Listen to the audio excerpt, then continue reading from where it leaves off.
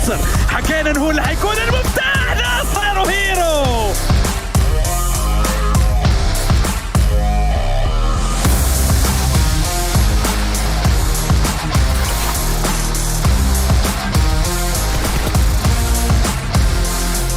وفعلا نابو يا ولد، يا نابو يا ولد، يا نابو يا ولد، يا نابو. لو كان الابداع رجل لشكرته يا نابو.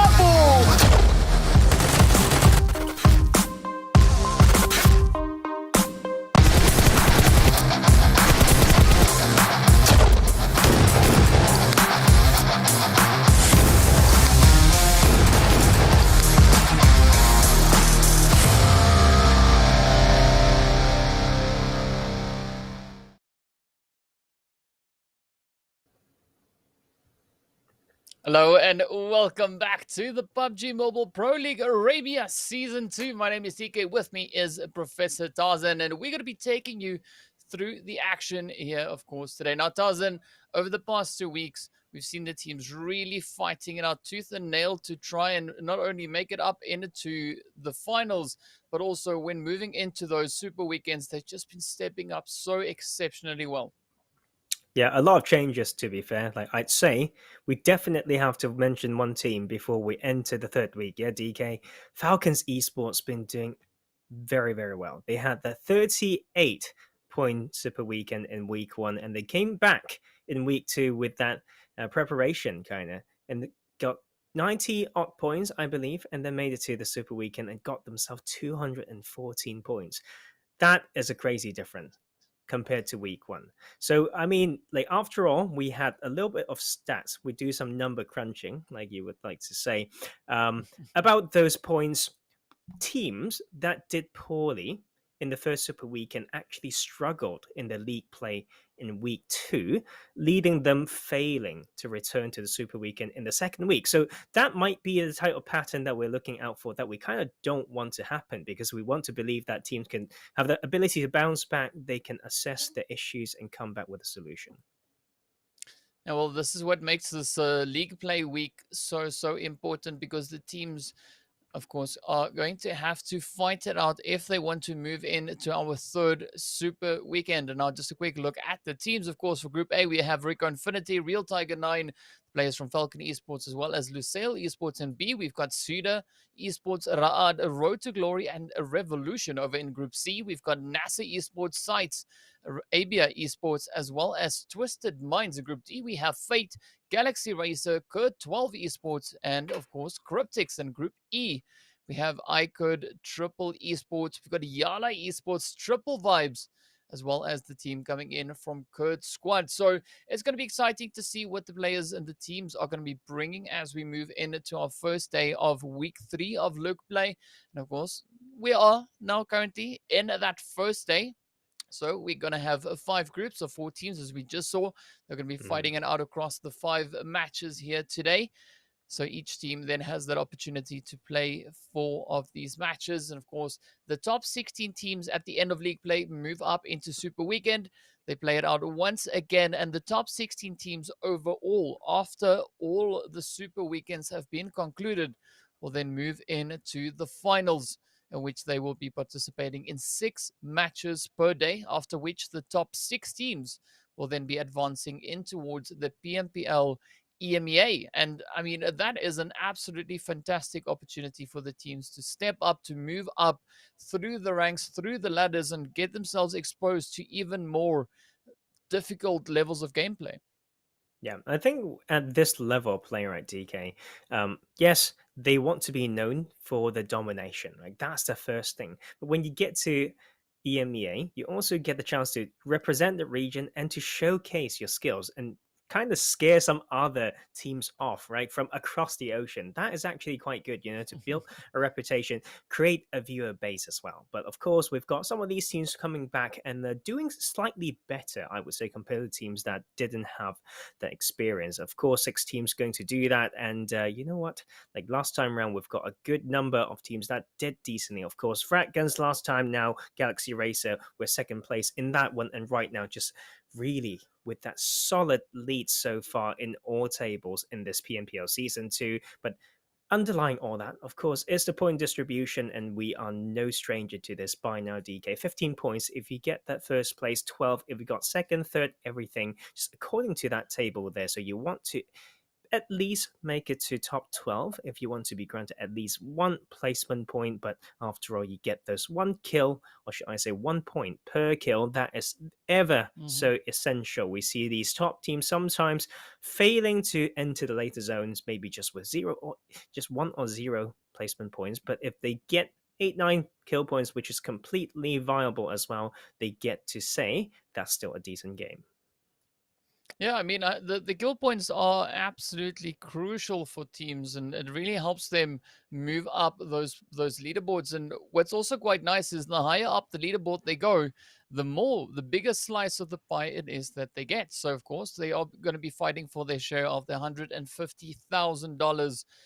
Each team over in league play gets awarded their $2,500. The MVP, after all the matches have been concluded, gets an additional $1,000. Of course, for every chicken dinner in the Super Weekend, the winning team gets awarded $1,000 on top of that. And then, of course, the teams are going to be moving up into the finals, where our winning team walks away with $10,000 in their pocket on top of everything else they were able to bring in through, of course, the league play and those lovely Super Weekends. Of course, it trickles all the way down to 16th place, where they are then awarded $1,000. So yeah, definitely some beautiful stakes for the teams to be fighting for here, aside from those slots moving up in towards the PMPL EMEA. And well, to give us a bit of an idea what the teams have to go through in today's games, we are going to be having a quick look at the schedule just to see exactly what our map rotation will be. Once again, of course, we're going to be starting it off over on towards Erangel, moving into Miramar, and then we're just going to be flipping back and forth between those two maps, starting with Erangel, ending with Erangel,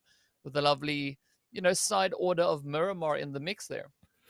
Yep, and of course, if you've been following PMPL for the past 2 seasons, you would see this theme that we have, this format, I should say. So 2 days of league play per week into 3 days of Super Weekend, and we've got 5 matches every day. But we have 2 maps featured every league play, and this time around is no other than Erangel plus Miramar, so we'll have no Sandhawk at all, right? I think that will really add some juice to this week, DK, because last week, for some of these teams that bounced back, in particular Falcons, they played a week that was of Sandhawk and Erangel. Of course, it's good to have Erangel in the mix, because we know 3 out of 5 games of every day's Super Weekend play, it involves Erangel, right? 3 out of 5 is a lot, right? So that is going to be for today. And yes, some teams, if they can't have a good one, then it's pretty much GG. Like, I shouldn't say that, but mathematically, kind of true, right? Some of these teams, like right now, we've got every team having had the experience in their Super Weekend so far. Like those 4 teams that didn't make it in the first week, all made it in the second week, and then so all of them can kind of just say, "Hey, there's still hope," right? There's no teams that missed, both Super Weekends, so things are on that line that's looking extremely tight. And you know what? 8 games to determine who is going to make it. Yeah, it is going to be pretty exciting to see what the teams will bring in and look to deliver. But of course, speaking of which, we are going to be jumping into a quick break in preparation for our first match to start. So be sure to stay tuned, and we'll of course be seeing you right back after the break.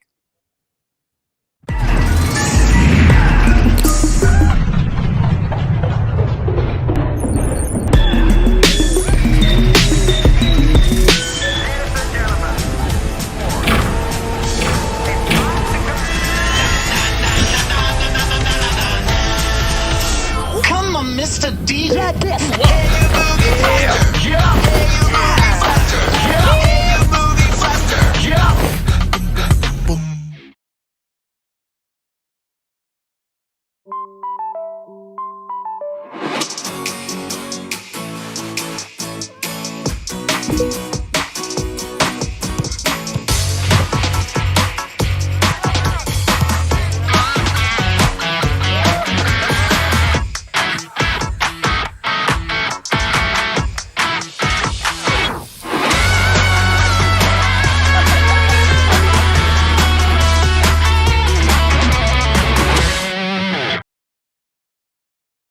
new Royale Pass version. Royale Pass month now available. So what's changed with RPM? Let's go through it together.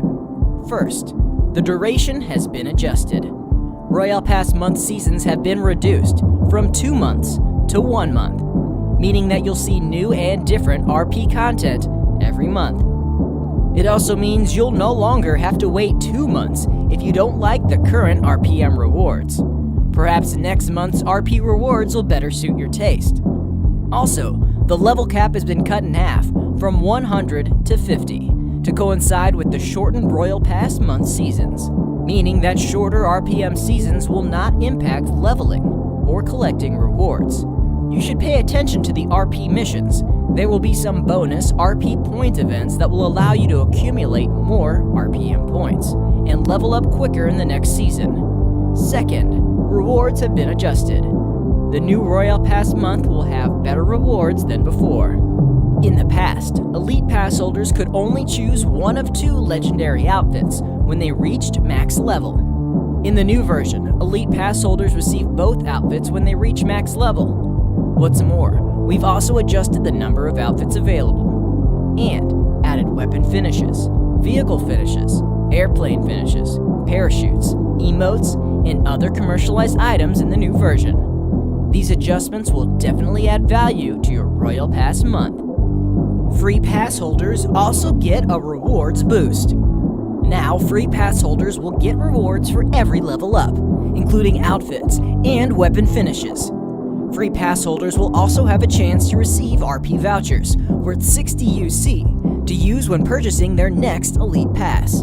In the past, players receive rewards worth 30,000 UC when reaching max level in the Royale Pass over 2 months. With the update to Royale Pass month, players will now receive rewards worth 40,000 UC when reaching max level over 2 months.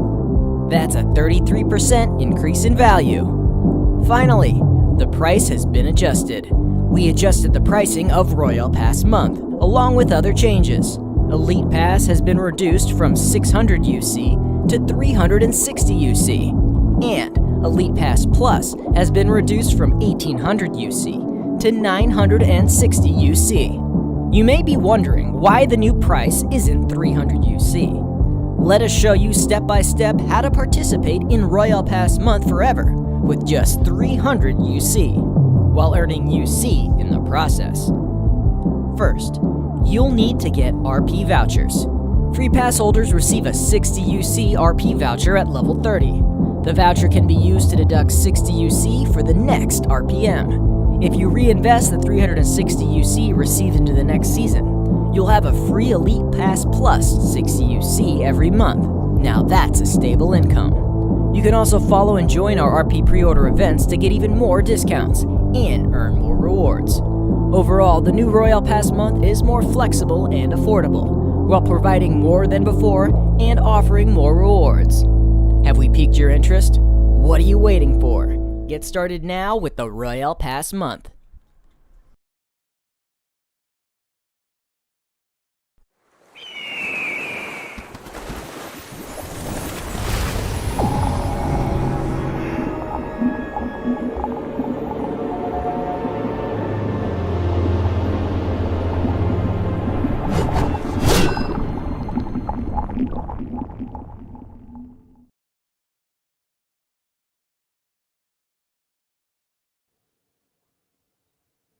Hello and welcome back to the PUBG Mobile Pro League Arabia Season 2. And of course, my name is DK. With me is Professor Tarzan. And we want to remind you guys, with upgrade performance and upgraded fun, to celebrate your winning spirit with a brand new Oppo Reno 6 series, the designated smartphones for PUBG Mobile, Middle East and Africa Esports in 2021. Now, Tarzan, we are getting ready to roll into our first match of the day, of course, heading straight up in towards Erangel. Now, we've been talking about this, in the break, of course, having a look at where the teams currently find themselves situated on the Super Weekend leaderboard. And there's actually quite a bit of a separation between the teams that have been able to play both Super Weekends so far, and of course, those teams that have only had the run at one Super Weekend. Now, I think this is going to be quite an important week for the teams looking to make it into their second Super Weekend. I'm definitely expecting them to step up their gameplay, their level of tactics, and just bring everything a little bit more together moving through the league play here.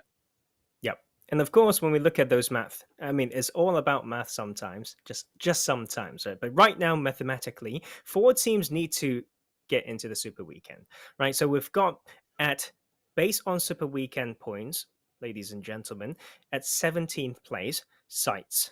18th, Revolution. Below them, ABIAH Esports, then Road to Glory. So these 4 teams have to, right? If they don't make it to the Super Weekend after tomorrow, for sure I say after these 8 games, it's goodbye. Like, they can take a break for the rest of the split, essentially. They won't be representing us for EMEA. Yes, they will be maybe playing some scrims, but no more official tournaments, right? So these 4 teams we are looking out for sure. But even if they can make it in, doesn't mean that is it, right? Because we don't know which 4 teams don't get to play it. And you know what? I'm a terrible person. I just want to, add some suspicion, right, to this, like, and mysteriousness. I want kind of teams that are kind of more at the middle pack to not make it. So we've got certain teams that need to come in and then chase with the bar, right? And that is going to be an interesting way to see it. But after all, we just want to see some good PUBG, right? Well, speaking about good PUBG, of course, our first group, Group E, is going to be sitting it out in our first match here for the day. So only A, B, C, and D will be playing. So that, of course, means the likes of iKURD Triple Esports, YaLLa Esports, Triple Vibes, and KURD Squad will be sitting out on our first visit over onto Erangel. They'll, of course, be joining us back in again over on towards Miramar, in which they'll be swapping places with the players coming in from Fate, Galaxy Racer, KURD 12, as well as Cryptics. So I'm curious to see just what exactly the teams are going to bring in this first initial match of the day. And what's so exciting about it is it's a really decent mix of the teams coming in from Super Weekend, because the groups are so mixed up. So I'm curious to see whether or not we're going to have any teams looking to stand out just a little bit more to push up in towards Super Weekend. We've also seen quite a bit of a change coming in from the performance of league play and then moving up in towards Super Weekend. The teams that are performing exceptionally well in the Super Weekend in league play, they play a little bit more of they have a little bit more of a laid back approach. We don't see them getting overly aggressive just yet. So I'm curious to see whether or not the teams that are looking to get a little bit more aggressive in league play here will be able to not only secure themselves a slot in Super Weekend, but also be consistently so in that Super Weekend as well. I think the interesting thing here, DK, for this match, if we just focus on the match in front of us, Group E, we've got teams that have not been playing that well, okay, in the past few days, to say the least. But Triple Vibes didn't make it to Super Weekend. YaLLa kind of close to the bottom. They're 14th out of 16s when we talk about just the points for the second Super Weekend. KURD Squad right at the bottom, right? iKURD kind of just below that average, around 10th out of 16. So that means the rest of the 4 groups, I should say, that are playing this game 1 could be quite competitive. So let's see whether that's exactly the case. Welcome, ladies and gentlemen. This is day 1 of week 3 league play, match 1, back onto a beautiful Erangel. Oh, and it is going to be so exciting. Of course, starting up in towards the north, we can see the ever lovely Saverni just down below. So pretty sure RICO Infinity could potentially be jumping out right here, as we've seen them frequent this position so many times in the past games. And well, right on cue, there they go, disembarking and making their way down onto the map. But of course, the flight path, as we can see, it's heading all the way over on towards that more southeasterly angle. So it's definitely going to be interesting to see how the teams are going to look to spread themselves out. But what's going to be more interesting to see, Tarzan, is where, of course, that first initial zone is going to be going. Yeah, this is actually harsh, right? When we look at this playing path, let's draw a line from maybe shooting range. From the S, okay, let's say S of shooting range through Pachinki all the way to Southern Island. That's where teams can really land more comfortably. So that means we have all of Georgiapol, all of Hospital, Gat Cathedrals, Corey, Primos, all these places we've seen teams liking to go. They can't possibly go there with that jump. They either need to find that vehicle or go for an adaptation to those secondary drop spots. So this is actually a trickier playing path than people think, just based off those Gatka fields separating everything. Yeah, we know Pachinki, we drew that line there, but Galaxy Race is already going there. And this one, man, DK, this is rough. Very, very rough to test the team's tenacity, endurance through the past week, because we only had 1 day of break, and they're coming straight back here with a 40% water circle, to say the least. Yeah, this is going to be quite exciting. I mean, I'm pretty sure the players here from Revolution as well as SUDOR, they are quite satisfied with the zone as it's now moved in their favor. And we've actually seen quite a bit of success in league play coming in for both these teams with the zone shifting in towards the south. So I'm curious to see whether or not they're going to look to repeat that kind of trend once again.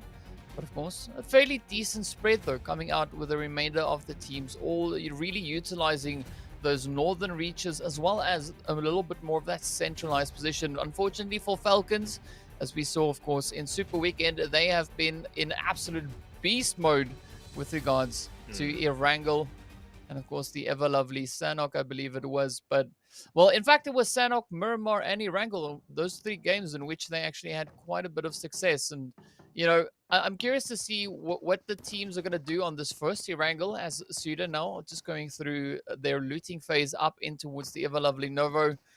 But now this is where that positioning is going to be really important for both SUDOR as well as Revolution.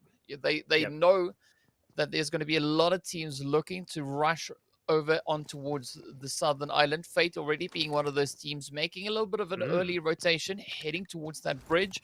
I don't see them committing to fully rotating across just yet, but they could potentially just be moving in anticipation of teams following suit, setting up a bit of a bridge camp. You know what? We've seen this before. Guys, last time, it was match 3 in, I think, day 1. Okay, of the last Super Weekend. We've got a very southern circle. Fate was the first team to make this type of rotation. They're a military team close to the bridge. They continued looting on the outskirts of military base, take then western bridge control, and proceed to win the game. It's basically a repeat. Yes, the playing path is slightly different, but when it comes to that pacing, Fate is carrying on with what they've done before. And you can see Galaxy Racer last time, they played this slow, and they were on the main island side of this western bridge, and they could not pull off a gatekeep when they are in a key position, but too many teams come through. And you know what? They said, we don't play that anymore. The majority of the land is on south side. That is our prediction. We will continue our looting phase, or even start, if we just look at the equipment of Freak, they would just start right here. But you know what this can lead to? I'm going to make a prediction here, DK. We've already got Revolution in military base. Last time we've got the side of Fate, knowing that the main bit is taken. So the compounds 2 is north, and most importantly, along that southern main road, okay, of military base, they are going for that to loot. But if Galaxy Racers just started on that western side of the southern island, they will not have enough loot if they don't rotate into the same parts that Fate went to in that previous similar game. So we can expect some early crash between the side of Fate and Galaxy Racer based on that. But for Galaxy Racer's experience, they should do their scouting. They may not engage into that, but they may just be very low on resources. Well, it's definitely going to be interesting to see just how exactly the teams are going to look to play this. Of course, already a few adaptations coming in. You know, teams learning from the previous round of league play in which they saw what their success was in that, and now really just adjusting accordingly. Also, you know, taking into consideration what the Super Weekend brought in alongside that. So good to see some proactive rotations coming through. Of course, Galaxy Racer rotating all the way on towards that western side. We do see our Modi now looking to push up a little bit further. Lazy Boy right alongside him here. And this could be an interesting start, actually, for the players here from Cryptics. Oh, interesting. I think teams want to go for this type of rotation after what happened in the Super Weekend. They say, nah, we're not going to stay on main island. Let's just loot over there. But the amount of compounds are so limited that if you're too far from the circle, you should not play the style. there will be many teams that beat you to it. Cryptics is a team that goes around raw sock area. If they come in for this, they would be late compared to a team maybe from Farm or like from Pachinki, like we see from Galaxy Racer, who made that rotation because they first jump towards there and then rotate in. Like Cryptics probably got their cars closer to where they usually drop and say, hey, it's on Southern Island, let's rotate. So the pacing is about a tempo thing, guys. It's about primary drop spots, tempo, and we talk about the low percentage rule when it comes to matching the plane path and that phase one circle. And that is a little bit of mismatch coming from Cryptics. We appreciate that idea. I think both DK and myself would appreciate that type of proactive decisions and rotations, but there is a price, right? And there are more to it that we have to consider. Yep, definitely. There's quite a lot that needs to go into planning those rotational paths. And who knows, maybe they spend a little bit of time doing a bit of VOD reviewing, just making sure they've done all their homework in preparation, of course, for these matches of league play we are moving into. And now, Lord, about to have a little bit of a visitation in his direction, cooking up the grenade in anticipation. See, is it going to be finding the spot? Ooh, so we've got a pretty good idea. Just narrowly misses. But up comes the rest of the side here from Galaxy Race. And actually, the shots there from Lord being exactly on point. This is a really good show of aggression coming in from Galaxy Race. And I'm curious to see whether they'll be successful, as that nade gives us a pretty good idea of what is to come. Wow. What a great play by this team. Not only did they adapt to that early phase, they also completely know where this Revolution team is going to set up and just held that spot. One not coming through. That revive came back, but that will be two players from Revolution being very low on HP. Oh, here we go. Now it is all up to a bit of a situational play. I'm not quite sure why the players there from Revolution all started to run away. Ooh, up comes a beautiful bounce. Freak just narrowly avoiding it, managing to read that one. Unfortunately for him, the grenade wasn't cooked up long enough. Had it been, it would have been absolutely beautiful. But look at this barrage of grenades getting set in the direction of Galaxy Racer. I mean, this is a really decent play coming in actually from Revolution. But now, the players there from Cryptics utilizing the opportunity presented to them. They move in and they strike into Revolution. So I'm quite curious to see what exactly is going to come from this, because now Cryptics, they're taking aim at both Revolution as well as Galaxy Racer. Man, that is a very aggressive one. They just kind of play around this wide rotation, track the timing that Revolution would go for the setup on those hills, and just reverse stab them from behind. And that is pretty insane. And you know what? That actually saved Galaxy Racer. By opening fire there, Raouf would say, I can't go for this huge flank. He went for that around the billboards in military base, and then after hearing those shots, he just backed up straight up. Right, so that would be Galaxy Racer actually picking up one kill in between all of that. But these type of fights, I don't think they can take so many. Just based on the amount of resources that they have, it's hard to say. They might just be enough. I might be underestimating those few compounds on that western road of that southern island, but also that kill would give them quite a lot of loot, because that's upon a team that looted military base uncontested. But on the side, of course, other teams with other plans, and sometimes when you're so far from the zone that you cannot get in early, like Galaxy Racer being a Pachinki team, then you will need to slowly, get all the resources, do your basics of scouting, sweeping a particular site, finding the best time to come in. And sometimes it will mean that they come into clear edge, really still fight and start farming that early game, or sometimes they can play the avoiding style where they can thread the needle or come in the least predictable manner. So yes, the clock is still very nice to these players, to be fair, but we know how punishing it can be, DK, to come into the coastline pretty late and then needing to cross the bridge maybe, but of course still too early to tell. Well, it's going to be pretty tough, and of course we can see both sides and the players there from Road to Glory now making their approach back in towards zone. I'm actually curious to see what Road to Glory are going to be bringing in to these next 2 days of league play, because if we look back historically, they've been performing they performed exceptionally well in our first season coming into second season, it's been quite a bit more tougher on them, and especially not only for them, but a lot of these teams to really perform the way that we've seen them perform before. So much so that, you know, Road to Glory, you've pointed this out before, but they find themselves currently sitting in 20th place with only a grand total of 49 points. So they really need to try and bring it all together through not only the league play, but potentially Super Weekend, should they be lucky enough to make it all the way into there. And I think it's going to result in some pretty exciting PUBG action. But of course, speaking about exciting, you do see the players here from ABIAH right next door to the team from Real Tiger 9. Yeah, and to be fair, like Road to Glory is just worrying, right? Like even when they qualified for Week 1 Super Weekend, that league play Week 1, they were at 39 points at 15th place. And then to be fair, like all the other teams were just around, 30 points. So they didn't have any particularly dominating day or games. That's absolutely none, right? So that is the problem of this team. Yes, they picked up a new roster. The old one was basically now absorbed by the Cryptics. So Real Tiger, should I say Road to Glory? Yeah, Road to Glory with the new roster have not shown the power yet.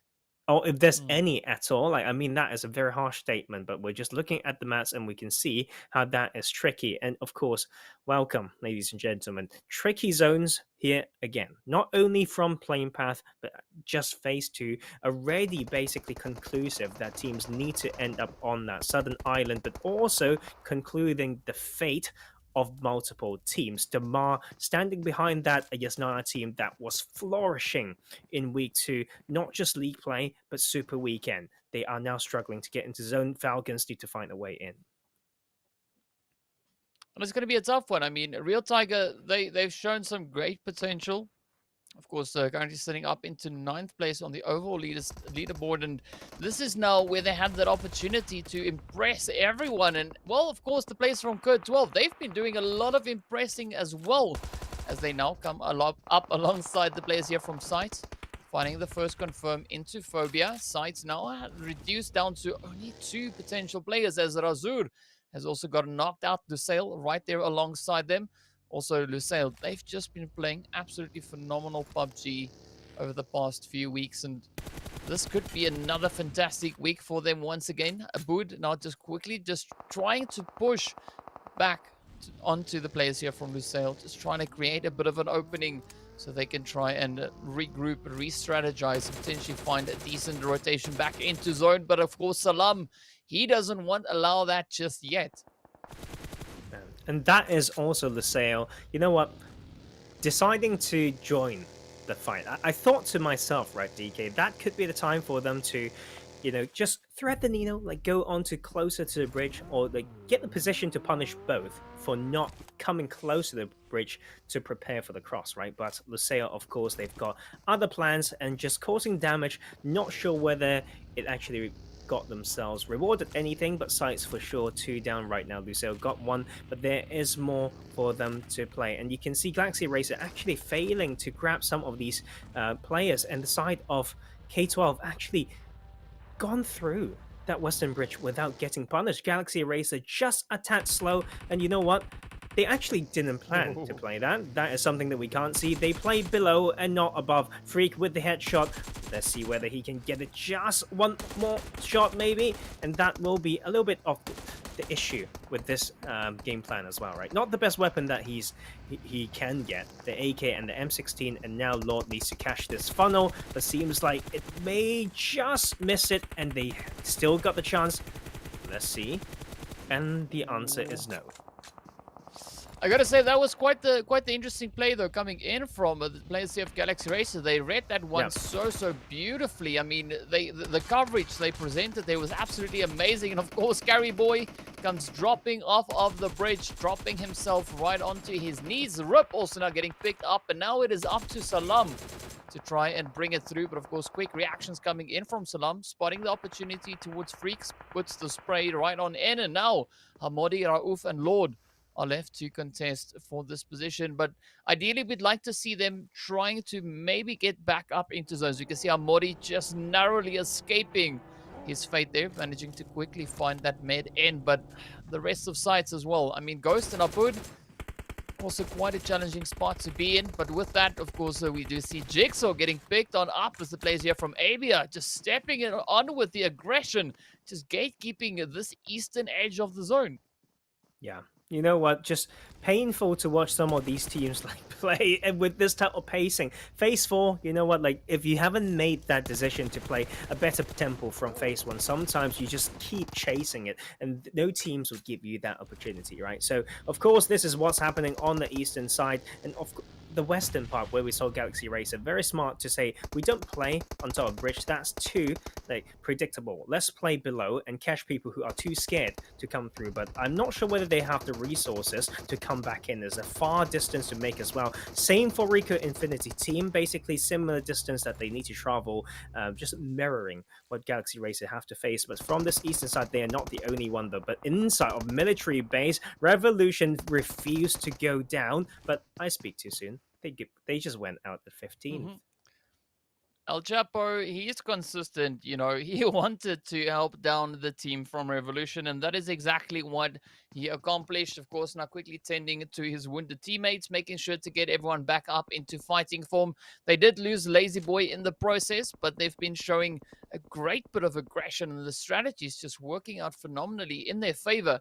Now, of course, they need to be so careful. We do have a few teams still surrounding them, but Fate, also positioned over on towards this western side, could be quite the favorable spot to be in, depending, of course, on who is still left on that western front. And yeah, let's see whether or not they can actually gatekeep entry back into zone. Yeah, and tricky zone, right? Like, you can basically play two types, roughly. You can play within the city on the south side in military base, or you can play around these hills, but so hard to come in.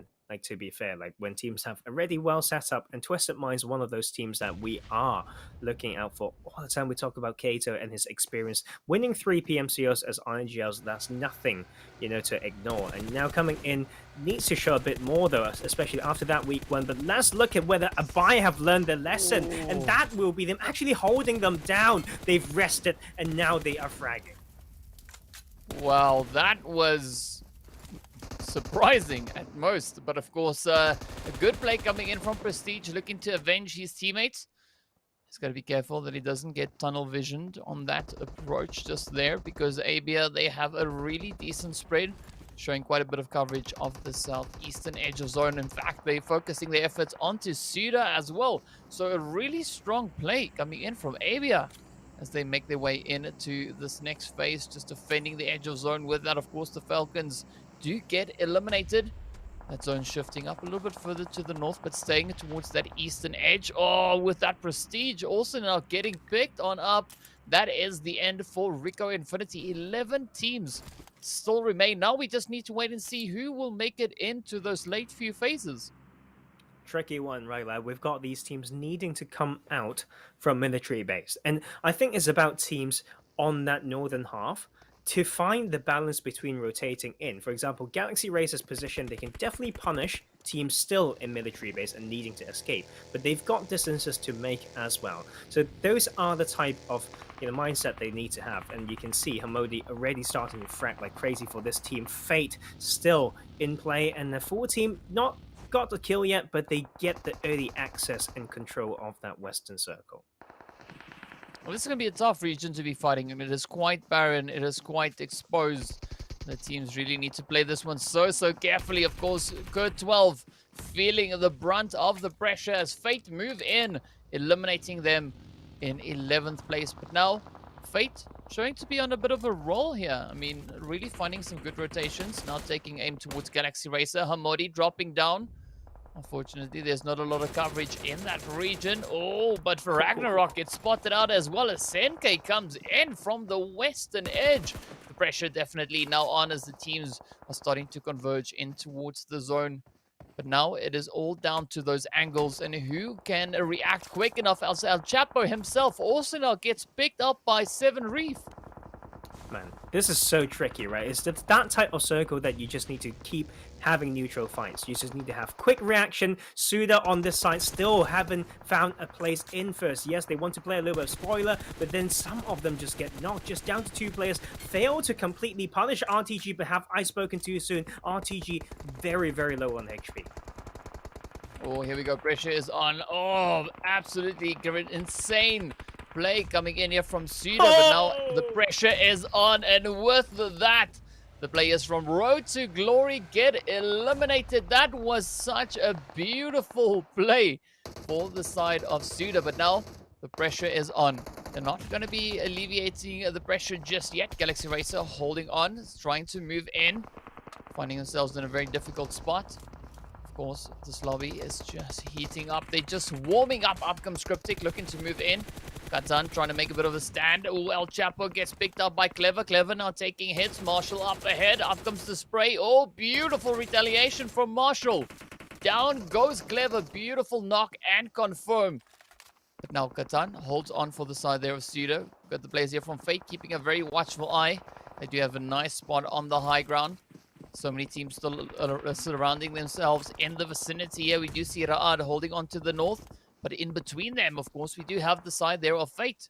This is going to be a pretty crazy play. And ABIAH already being the first team to position themselves in that zone. Extremely important. Extremely important. We talk about them having only 37 points in that last league play. And that is why they didn't make it to Super Weekend. Like, with this type of game one, they can bag themselves almost, double-digit points, if not more. And you can't get more, right, in one game. But you get what I mean. Maybe a 20-pointer, and that would be so important for them to get back into the shape that we want them to. And Ra'ad, same. The other team that we want to talk about only just played the first Super Weekend in week 2, but still struggling for sure. And that is the issue. We have so many of these teams refusing to give up, and before you know it, they take your spot away. It's all about momentum sometimes, and this game one is going to be very, very important. Yep, it's going to be absolutely essential, but of course the pacing is also quite important. We can see now Ra'ad looking to build up even more of that momentum. They still have quite a few players actually remaining, and now Marshall applying the pressure onto Katan, but ABIAH sneaks up a sneaky shot. Welly sends it on through with that, eliminating the side of SUDOR. But now the pressure is on. Who will be able to establish some dominance within the zone? 5 teams remain. Ra'ad continuing to push in from the north. Fate holding on to this western edge. You see Marshall just up ahead, but Ra'ad now trying to play this one so tactically as they move in, inching their way up, cooking up the grenades. You can hear there's someone just up ahead. Off it goes. Oh, unfortunately, Fate finds a little bit of damage. Oh, it was so close. Isawi just narrowly escaping that knock coming through. But Ra'ad, they're not going to be backing off just yet. You can see them continuing to advance, getting ever closer and closer to the side here of Fate. And now it's just down to the opportunity presenting itself as Reef, of course, gets ready to jump, finds a bit of damage onto Desha, but up comes Delhop as well. The shots come in from behind. Oh! It's more than one team. It's a third party, the third party upon the gatekeepers, and that is Ra'ad sent running. But just across this map, everyone can shoot, everyone. Marshall goes out, and that will be 9 kills and officially at least 17 points for ABIAH Esports. Oh, there we go. The zone shifting up once again, shifting in favor of ABIAH. But now let's see, will they be able to bring this one together? They've got 9 kills on board, 3 players remaining. We do see the side of Twisted Minds, though, sitting very comfortable on 4 players. So they have the numbers advantage. Yes, they also have a bit of high ground advantage, but now it's all down to whether or not they can utilize the space and make it work in their favor. Of course, the pressure is on. Up comes Vigor. Munir spots him out. Vigor sends over a grenade. Oh, nice anticipation coming through there. Fate also just hugging the edge of those trees. But now it's up to ABIAH to try and secure this edge. They have the southern control. But now with Twisted Minds moving in from the north, it's going to be so difficult. But what could potentially be a lifesaver for them is the teams advancing in from this western edge as Kaito lays down fire on towards Isawi. Man, it's about the small rotations. You can see teams actually are forced to move in a particular way because of the position. In relation to Circle, ABIAH is having a good split to control multiple sides. That's also twisted by applying constant pressure on that western part and not allowing any teams to come in without getting punished. When there can still be quite a bit of punishment to come on through. Raad reduced to 2, Fate on 3, ABIAH on 3. Twisted Minds holding strong with the full squad still up and ready to roll. But of course, a really strong performance coming in from ABIAH so far. As we can see, 9 kills on board, almost 1,500 damage being dealt. Munir finds a beautiful spray onto Wade, reducing the numbers. But now the pressure is on Munir, trying to find that angle, finds the next one on towards the players there coming in from Twisted Minds. SCYTES getting knocked down as well, and it's up to Vigors for Twisted Minds to try and hold on, but he's got to deal with the side of Raad as well as the team they're coming in from Fate. Such a difficult play to make. Munir inching his way forward, but up comes the closing nade as ABIAH sends it in, finds a beautiful spot, but of course continues to roll with the punches. Man, this is so important. But you can see this title circle, everyone's got their backpack off. It will be those who choose that get punished first. And you can see the patience is really there, but it's key. Very key. Can Raad get their first chicken dinner ever? And they will find the elimination. Wow, that was so beautifully played by Munir, but of course, now it is a 1v3 to make it work for that winner chicken dinner. Munir now feeling the pressure. ABIAH getting their numbers back up once again. Oh, but he can't hold it as ABIAH sends in the finishing blows, claiming the winner chicken dinner and doing quite an impressive job in such. Is absolutely insane. Mathematically, let makes the comparison, right? 28-point game to say the least, DK. They've got 37 in 8 games last week. Now, in this first game, they've gotten 28. They are back. And you know what? Talking about ABIAH Esports, I've got told the story. Like Sandstorm, fellow friend who is the Arabian host, told me the story. It's basically the name of a horse of a prince, right, in their region. And there's a Chinese saying, the further the road, the more you can test the tenacity and strength of a horse. There we go. ABIAH tested, but withstands. Well, of course, let's have a look at our match rankings, right? To see how much so they passed the test and how many points they were able to bring in. Of course, sitting on a very comfortable 13 kills and 28 total points. A really impressive play coming in there from ABIAH. But also, we see a pretty strong finish coming in from the side there of Raad. Munir holding strong all the way till the very end. Unfortunately, just being overwhelmed by sheer numbers, but still a really strong and decent play coming through. And of course, Cryptics, they also had an absolutely exceptional game. 8 kills on board. That's pretty good to have. Yeah, I like the fact that teams who opted in for these sort of early rotation into Southern Island actually getting rewarded somewhat. Like Fate Esports, almost signature for them now, second time around at 15 points in this game. And we've got Galaxy Racer, yes, they played a little bit of a different pacing, but by coming in, they get those early fights, early kills, and it's not just them, like teams that have started here other than Revolution, the other teams have gotten something. And that is actually a Revolution not used to. Having teams going behind them when they go for an uncontested military base drop, right? Like 80% of games is them getting out of the island that they need to worry about. They've never thought that it could come from behind. And that is why they're at the bottom there. And Lusail, we did hype them up a little bit. And talking about hype, Falcons Esports, definitely, right? But can they withstand, like after what seems to be one of the best showing of the team in that week too? This is not the best start, but there is still a chance on Miramar later on. Well, we'll have to wait and see what exactly the teams have in store for us. But of course, speaking of that, we're going to be jumping into our match MVP to see who were the players that did the most. And of course, no surprise to see Aziz coming in there with 5 kills and 796 damage being dealt. Munir coming in with 3,835. And then, of course, YaLLa finishing strong on 5 kills as well as 477 damage dealt. That is some pretty impressive numbers, but of course, also a pretty decent start to the day here. All the teams, of course, getting awarded placement points, or not placement points only, but points. Everyone starting off the day with points on the board. And of course, let's jump into our overall rankings to see where the teams find themselves.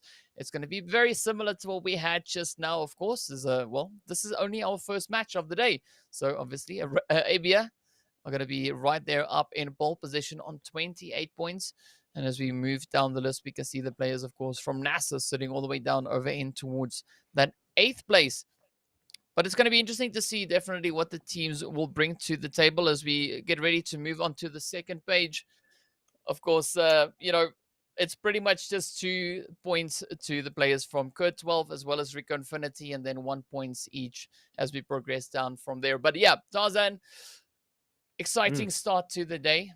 Curious to see, of course, what the teams will have in store in our second match that is going to be moving over in towards Miramar. But yeah, we're going to have the addition of the players there from Group E stepping into this one, with Group D now taking a break for our second match. But of course, well, speaking of breaks, we ourselves are going to be taking a break, and we'll be right back in a short few minutes with our second match. So stay tuned.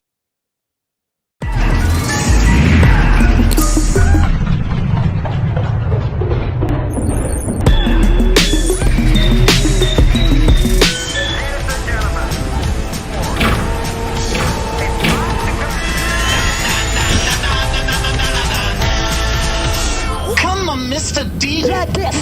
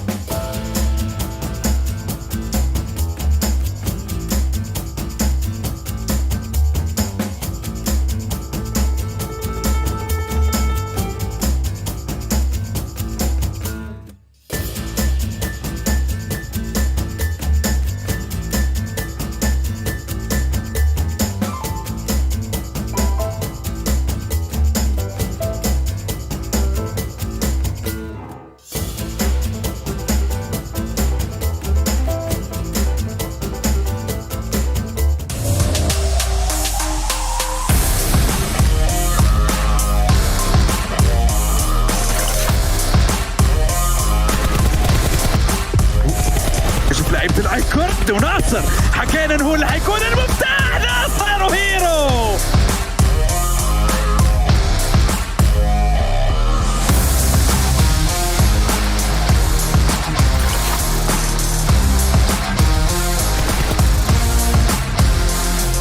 وفعلا نابو يا ولد يا نابو يا ولد يا نابو يا ولد يا نابو. لو كان الابداع رجل لشكرته يا نابو.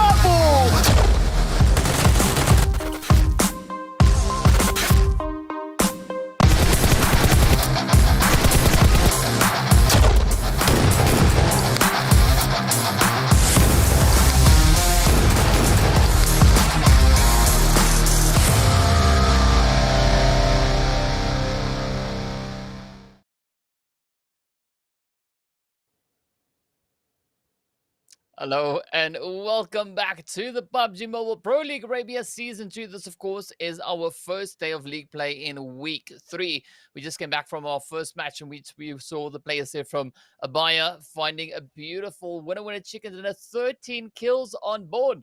But also want to remind everyone back home of Nomo TV, PUBG Mobile Pro League's 2021 official media partner. Now, Tarzan, we are getting ready to move in the direction of a little bit more the dry, expansive landscape of the ever lovely Miramar map. Now, moving in, it's going to be quite exciting to see what the teams are going to bring to the table. Of course, we know the players there from Group D are going to be sitting this one out, and this will be the first match for Group E in this day of league play. Now, are we expecting anything interesting to happen in this first match?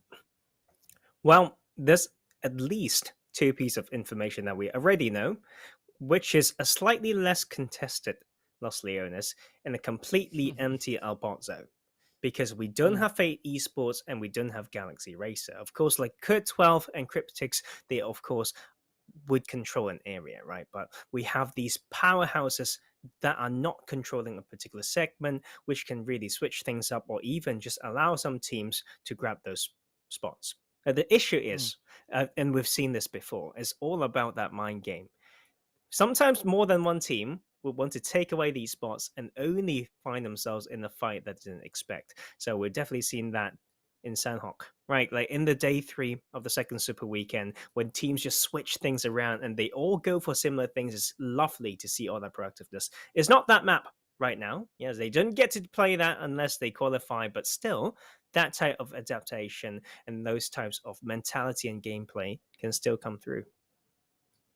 Well, of course, the last time we saw a lovely Erangel Miramar sandwich was all the way back on Week 1. So, yeah, definitely curious to see how the teams have evolved and look to adapt themselves coming back to the second run of this lovely Erangel Miramar sandwich we've got cooking here. And I think today in and of itself is going to be quite exciting. Tomorrow, I think, could be even more exciting as we swap around the sequence of those maps. But before we get to there, we need to see what the teams are going to bring to the table moving in to our first match on Miramar. And we got some high expectations coming through. I mean, we did see the likes of Ra'ad also just stepping it up, but they've also been doing that coming off of the back of Super Weekend. I mean, looking at their performance in Super Weekend, they really, especially in the last day, they were able to find that rhythm and they just improved so much in the last day. And I'm curious to see whether or not we're going to see that translate not only throughout league play, but potentially see them once again back into our final Super Weekend.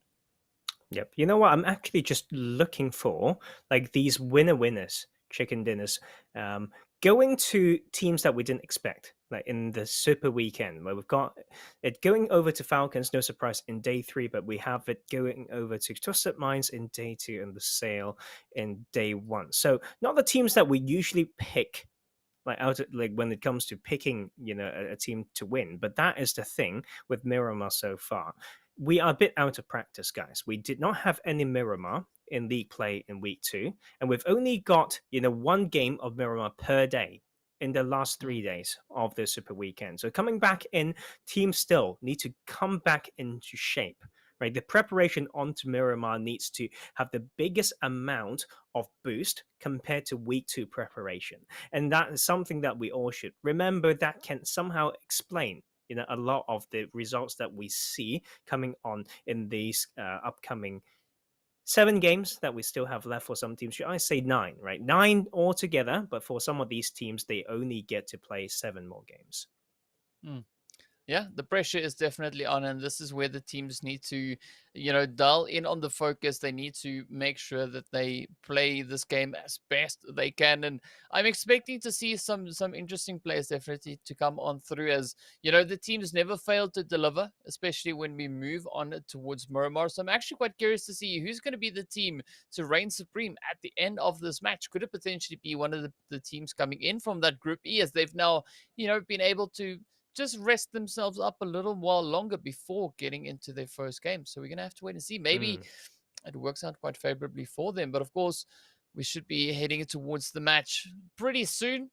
But this is now where we wait to see what is going to happen and whether or not the teams will be able to secure themselves another potential spot in Super Weekend. Because essentially, that is what they're playing for, right? This is what the league play is for, to see who's going to be moving up into the respective Super Weekend. So the pressure is on, and this is going to be that last opportunity to get the job done. But speaking about last, it is that last time for us to head up in towards a little bit of that Miramar action. It seems like we have a very vertical flight path actually coming in from the north, heading all the way straight down towards the south. Of course, we can see the ever lovely Cobreria down below. Oh, Tarzan, this is going to be quite interesting, seeing that the zone is, or the flight path rather, is all the way over on towards this far western side.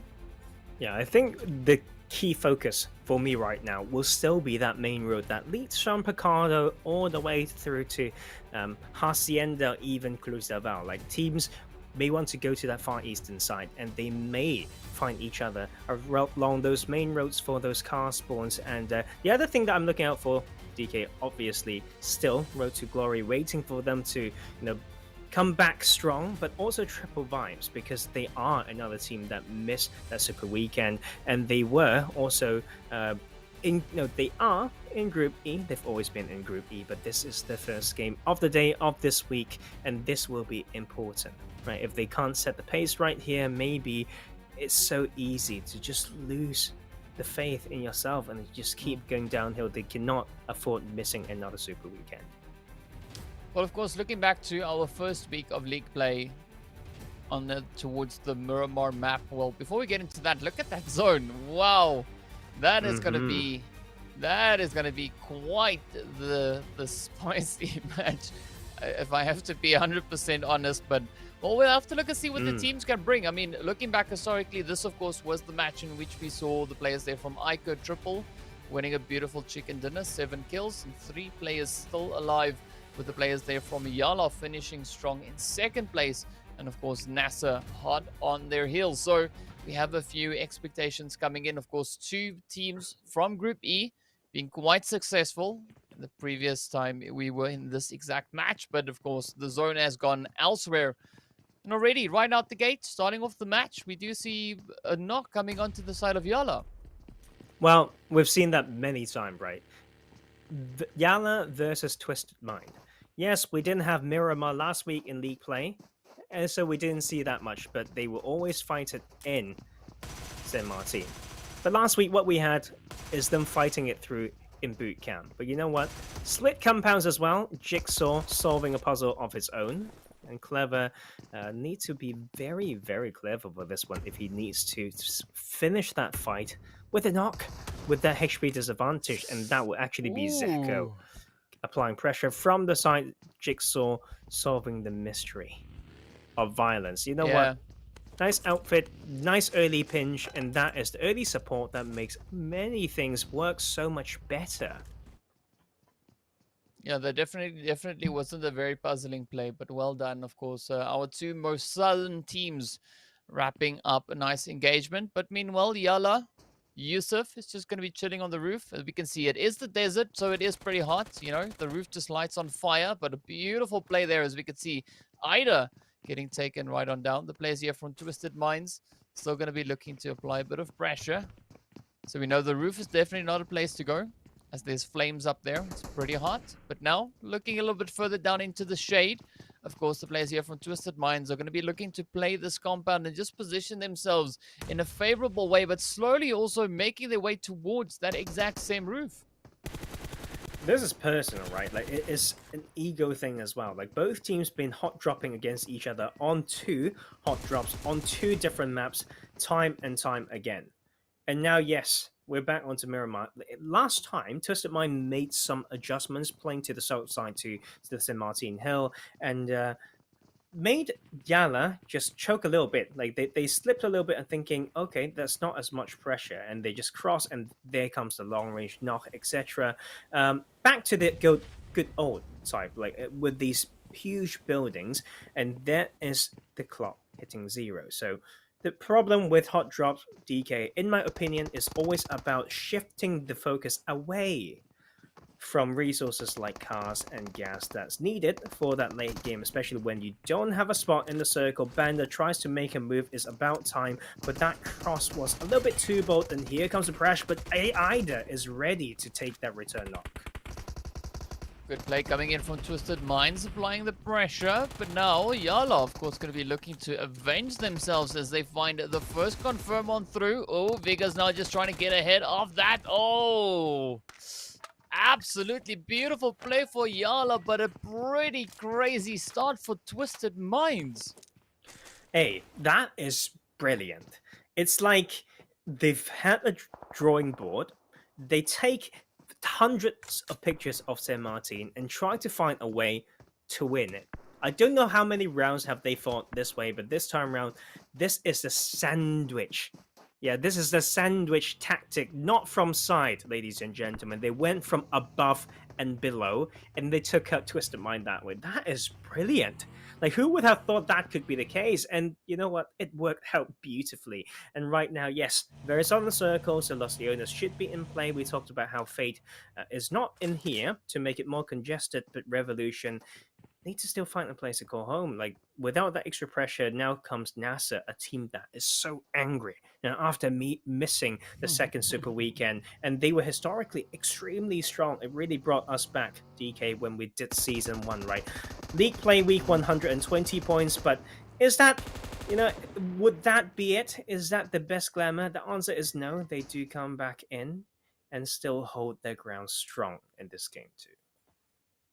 But that is what we want to see. We want to see that bounce back ability coming in from teams. You know, that shows great resilience and also great ability. And we know all these teams possess that ability. It's just whether or not they are looking to apply that coming in to the respective maps. But of course, NASR now just putting up a bit of a defensive line as they are focusing over towards the players there from Revolution. Hassan, meanwhile, will get picked up. Nabu also pretty low on health, but this is a healthy engagement, but Revolution, they need to be careful. They can't be too tunnel visioned.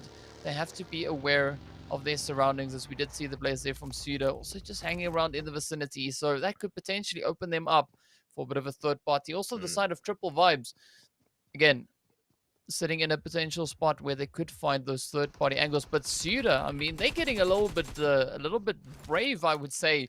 Just rotating up to alongside Revolution, just trying to test the water and see what their reaction is.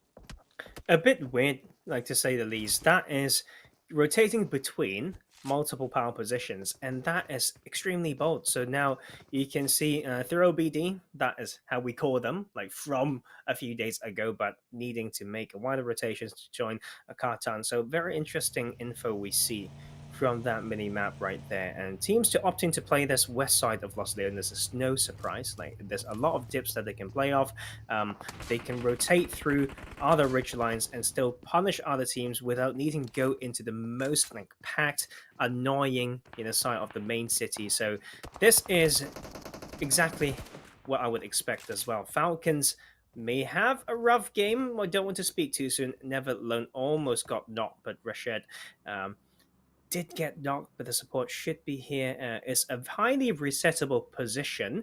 It's also protected by the fact that Revolution can't really like crash and take this fight without getting punished from the further high ground from within Los Leones, right? You can see NASA is watching like from all those sounds that's been generated by both teams. So those are the important macro things to consider in these decisions. And macro, of course, include rotation. SCYTES and Lusail wants to play this slow, and hopefully they can find a way in. But this is the best definition of that central belt, DK. No one wants to be too far off the center.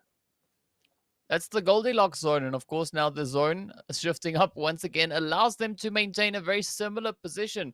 But this is where the teams need to be so careful as to how they position themselves. Are they going to go for a more ambitious approach? Ooh, well, NASR definitely starting it off with a good bit of aggression here.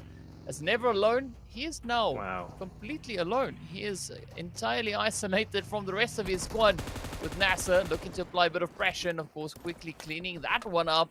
So that was a really good approach coming in from the side there of NASR. But, you know, the rest of the lobby, they need to be careful.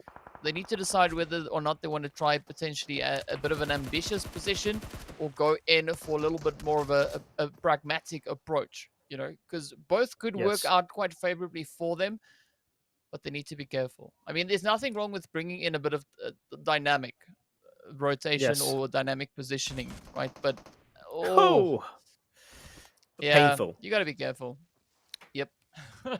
The new headshot sound effect, though, like I love it so much. Like props to the PUBG team. Like that is incredible. But what we saw also on the screen earlier is what I always say as some very landscape specific decisions, right? Like when NASA took out Falcons, by the way, like F in the chat, for Falcons, they've got such a high average point right now. They've got average 0.5 points per game. So far is not there yet, guys, so they can still come back. But NASA went down to push that because they can come down in an angle that Revolution couldn't punish them. But Revolution can't push Falcons because from the previous 3 spots, the triangular formation, it was NASA who could third party. So if you want to understand what I mean, you can go back and have a look, and maybe I'll make a video on it. But right now, this is a central belt situation, right? Teams don't want to go either side too far because, if it's northern flat open side, we don't want to be too late for that. We don't want to be too late for the hillside on the south half as well. So that is why the position that they're holding, it makes sense, so much sense, to be fair. And I love it because we don't see that. I guarantee you we don't see this in PMCO. Like so far, teams are still like relying on what's in front of them instead of thinking 2 steps forward. Well, we're going to look to see whether or not the teams are going to take 2 steps forwards or 1 step back. Either way, it is going to be a little bit of a dance. But I mean, this Goldilocks zone, just having like a kind of the best of both worlds here, it's a pretty interesting approach to see so many of these teams adopting that. And now iKURD Triple, a team that we've seen really flourish before on the Miramar map, of course, now finding themselves right there on the edge. They still have the full squad in play, and Ali and Kalaga slowly looking to advance their own position. Meanwhile, NASA just leapfrogging as they get closer and closer to the edge there of Los Leones. But up ahead, of course, we can see the players there from Triple Vibes holding on to that position. Now, this is a pretty good spot to be in, actually, because it used to be quite congested. We had so many teams holding up in the vicinity. Of course, most of them already getting sent away into the lobby. That, of course, being the side of the Falcons as well as a Revolution. So the East not being so much of a pressure position, but now having that zone shifting all the way over towards the West, this is where Ra'ad could potentially look to step up their position and just play that to their strengths, as this is quite the mountainous area to be in. Very, very mountainous, and you know what, like very, very hilly, and sometimes you can look extremely silly if you don't know it well enough. The long-range third party can come through. Someone can third person peek you, and then do some of what we call the team shooting, right? So if you don't find the best bit, if you don't have that very good map knowledge, someone can peek you, spray you down, and finish you at the same time. So that is usually the definition, of these, usage of terrain and cover, right, DK? When you don't only get knocked but get finished, that is usually indication of mistake. But of course, it's just extremely hard. There's not do we get we actually don't get this type of finish like too often in this type this area of the hill. But you know what, this game's been in the game for so long. I feel like if you are in the pro league, if you're that dedicated, you probably should have a lot of mental pictures of some of the OP dips or whatnot. And ABIAH now in here after that game that we tested their strength, definitely came back prepared, and see whether they can do further in this game too. Well, speaking about further, right, I'm quite curious to see just where the side of SCYTES are going to try and rotate up into wood zone, because as we saw last on map, they were still positioned all the way up in towards that far northeastern side, so they actually have an insane amount of distance to try and cover to secure themselves a decent spot potentially up in towards this phase. But meanwhile, we are going to be looking at the players here from the KURD squad holding on to that southwestern side. Ra'ad, we saw them in the vicinity not too long ago, but Real Tiger actually rotating up from all the way along that southern edge of the coastline, now coming in right over on towards this western front. And this could be quite the opportune moment actually for KURD squad to look to strike. Yes, and that is exactly what they do as Kapayaksi gets picked right on up. But now the rest of the team from Real Tiger 9, they need to play this one so carefully, because they know there's at least one player from KURD squad in the vicinity. Wow, and this is actually just KURD squad setting up according to the plan of punishing teams who are over-rotating. They're playing this edge and just making sure no one can come in here. They grab the info, slowly push back in, but it's not going to be simple at all. Like, after all, yes, you've got relative high ground, but every ridge that you go down, you may not get yourself covered, and teams can just hard peek you, right? And that is the issue with having the high ground, but going down in sequences of ridges sometimes is just not enough, and that is something that they need to worry about now. And this is what I want to talk about earlier, DK. Like, we talk about SCYTES in the rotation style being slow, but for this particular circle, there's one situation which is a north or northeastern edge that they can actually found at basically game-winning spot, because we talk about teams wanting to go to set up a long central belt so they're not too far from the hilly finish on the south or the more open flat finish on the north. But then for this type of shift, sites are already set, right? But that is the problem. They are highly reliant on this type of games, right? We had another Miramar game where they're like literally on the most eastern edge compound, and the circle still was given to them. That is when they get points, right? So this is going to be the test for other teams, though. They need to get away from this area, and that will be RTG be tested. NASR and then both teams missed the Super Weekend number 2, and this is the time to bounce. This is the time to bounce. Yes, indeed. And of course, the players here from Road to Glory are going to look to find their Road to Glory, well, utilizing the players here from NASR in doing that. But NASR moving up so aggressively, just dealing with the side of Road to Glory, reducing them down to only Messi. Now Messi has left to try and get himself back up into safety. NASR, of course, down to only 2 remaining hopefuls. And I got to agree with the point that you were making about the players there from the side of SCYTES. I mean, having all the teams over on towards that western side really allows them to sneak in from the east, set themselves up favorably, and potentially look to just capitalize on that surprise. Who doesn't, though, have the element of surprise working in their favor is going to be poor old Messi, who's been spotted by NASR, and they are now in hot pursuit trying to close it up. But also now they're taking aim in all directions. Yep, I mean, yes, like these spots are just hard to hold down. Like, if they get the circle again and again, it's about, splitting around it, maybe sending some people outside. You can see RTG took one of the strongest compound, but the setup was not quite there. They just get pinched every side, and that is the issue, right? Like, when it comes to holding a strong spot but not having the right plan to execute it. But right here, this is going to be a cluster fight. No one wants to, you know what, there can only be around 2 surviving teams on this top side of Chimasera, because once they get pushed out, every team will be looking towards this side. This downhill path of escape is so predictable, it's actually very, very hard to play. Wanted right here with the suppressed AK shooting the head off the side of KURD squad. I believe RICO Infinity trying to survive this one, but Triple Vibes actually holding that line right there. Well, it's going to be quite a bit of a push still remaining for the side of RICO Infinity. They've moved in from that far western edge, just applying themselves, getting in, just squeezing up on towards the high ground here. But up ahead, the players from Triple Vibes, they're holding strong. Yes, they only have 2 players left, but they've been able to find quite a bit of carnage onto the side of RICO Infinity. Now it's up to Hidan as well as Prestige to try and bring it all together. You can see, of course, the players here from iKURD Triple hanging around in the vicinity, as well as the team there from Twisted Minds, or rather Triple Vibes. So the pressure is on. And now it all comes down to whether or not they are able to sneak in, get those raises back up, and return their team back into fighting form. I mean, this is still a pretty high-stakes game. We still have 13 teams remaining. But of course, we can see several teams losing quite a few players, and we only have 4 teams sitting on a full squad.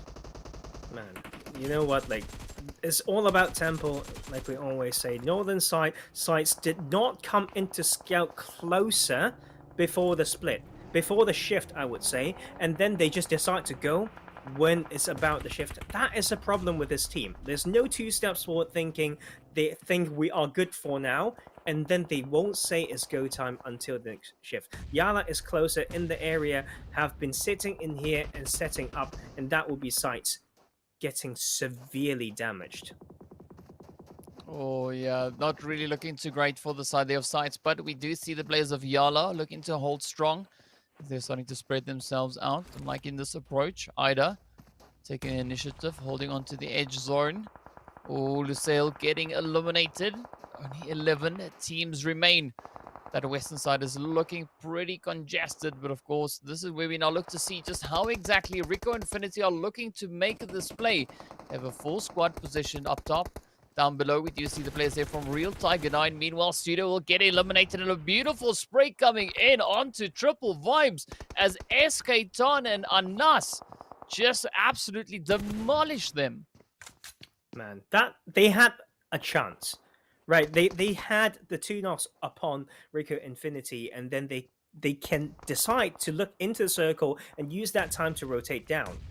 They are stuck in between. They did not capitalize. They did not use the time to scout. They had themselves exactly at where they are, allowing people to react to no change of info. And that is YaLLa just finishing what they've started, really. Or should I say, like, sites continue to show us why the macro is not there for this game.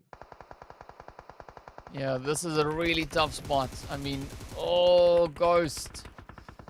Yeah, that's a bit of a rip right there. But of course, the players here from ABIAH also going to try and make a bit of a stand. They still have a full squad up. We can see M7 now just getting knocked right on down. But the rest of the team, they're there for the reinforcements. Meanwhile, if we look a bit further down, we do see, of course, Messi from RTG now taking a little bit of fire. The other players there from NASR right there alongside him. The zone moves up in favor of them. So NASR and RTG actually being in quite a decent spot. But now the pressure is on as the rest of the lobby will be getting ready to rush up in towards the zone. And I mean, RICO Infinity, they still hold onto the high ground, but they need to try and plan a rotational path back into zone. Yeah, very tricky, to be fair. It's been highly saturated. It's about just a dip or 2 that they can take, but RTG will be able to just take that dip. And you know what? They've held this for a while now, and this is probably one of the strongest spots. It's about capitalization. As a solo, yes, I know, but it can for sure happen because no teams can get close without getting third party, fourth party, like long range. But we're only down to 20 players, DK, and this is a very, very tricky one, I'd say. Like, they need to know literally how deep are some of these, like, big holes, big dips.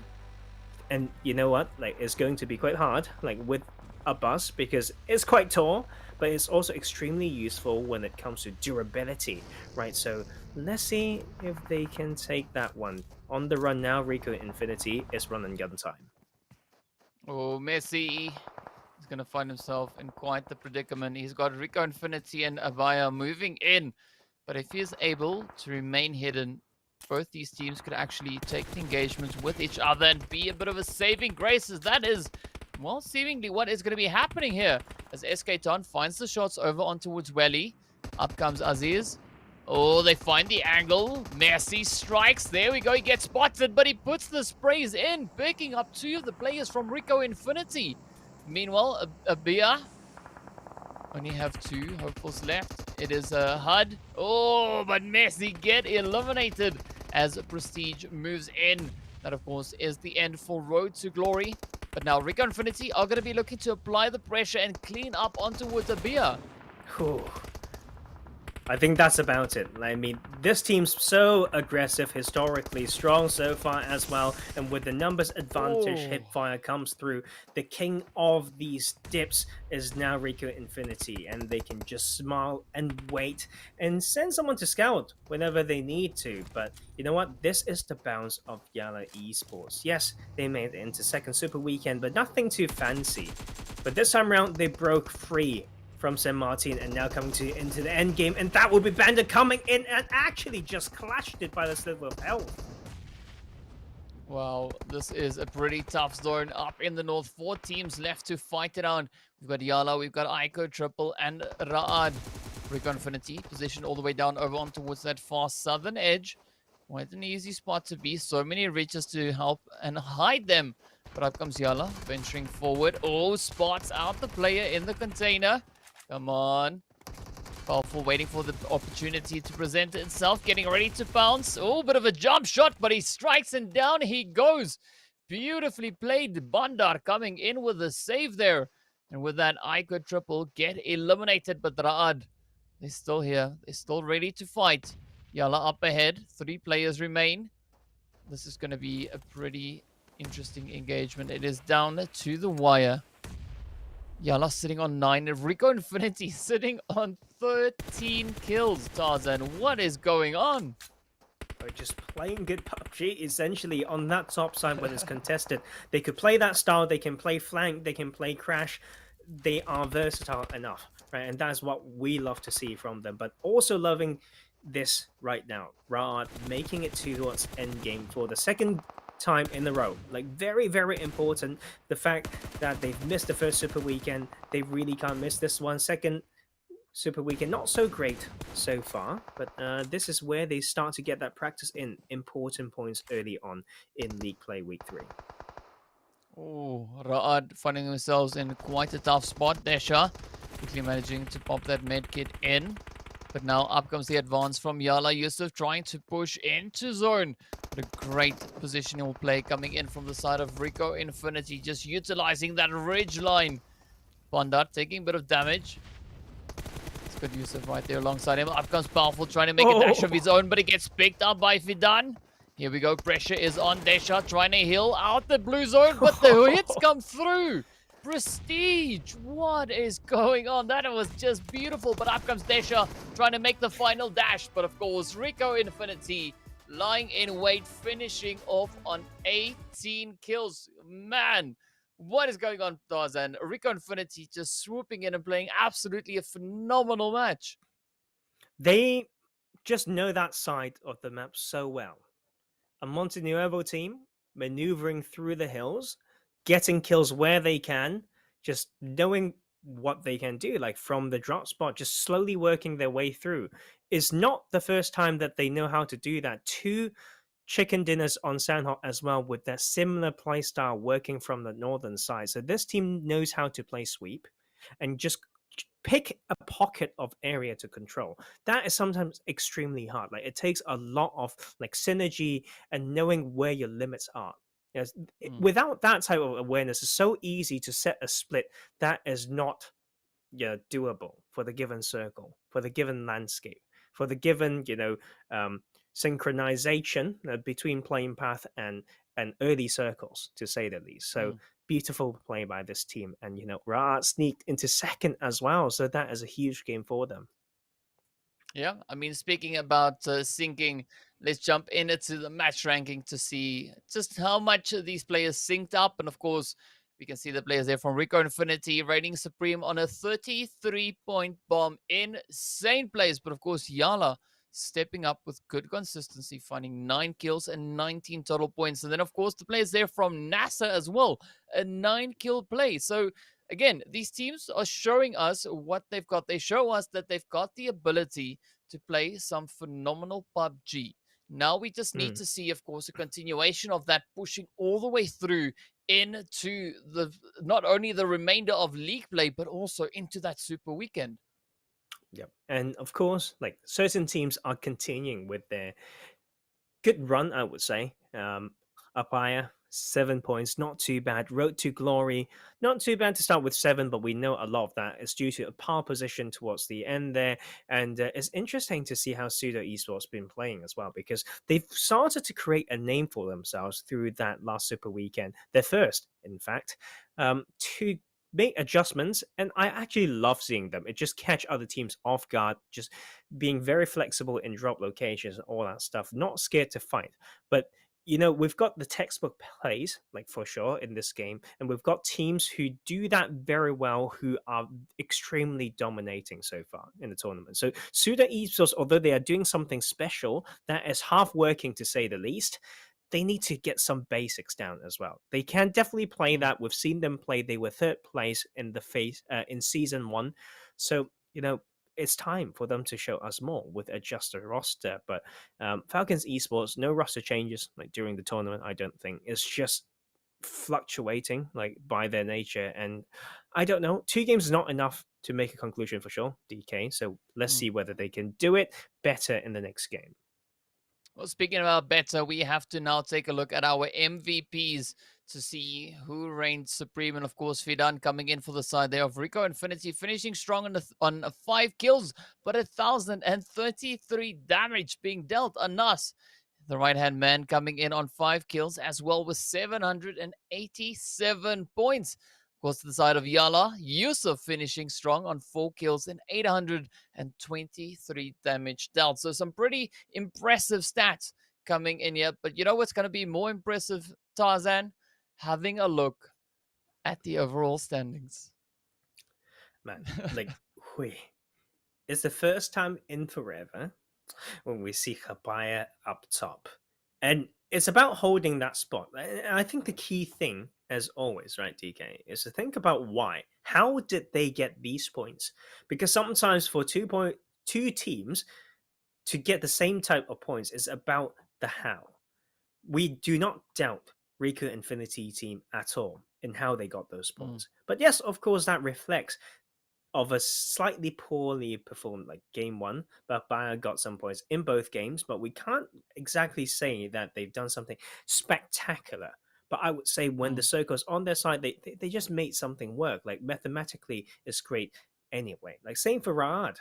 No, but it's highly survival based when we look at that, and it's not new, to be fair, for this team to play that style. But that is not sustainable. Like, and that is the problem right now. Well, of course, we use this to try and identify some pointers in which the teams could try to focus on as they progress through these games. Of course, we're going to be looking to see where exactly, you know, the teams are looking to have themselves situated as we get closer and closer to that ever lovely super weekend. And of course, now SCYTES, well, they're holding strong all the way over in towards 16th place. But as we move on to our final page of the overall standings, we can, of course, see there's going to be a few teams that still need to bring in quite a bit of work. And actually, I mean, anywhere from around about that 10th place moving down, we'd like to see a few more points come in. Of course, this is only after our 2nd match. And for some of these teams, this was only their 1st game. So I'm curious to see what the remaining games are going to bring in once all teams have played all 4 of their matches. And of course, speaking of which, we are going to be getting ready to move into our 3rd match of the day, in which we'll be seeing the players there from Group C actually sitting out in this one. So it's going to be quite interesting to see how Erangel will go as we now get ready to move up in it towards that. So yeah, I think it's safe to say that we're quite excited to see what Erangel will hold. And you know, we're going to get ready to move into a quick break. So on that, stay tuned and we'll see you guys back in a short few minutes.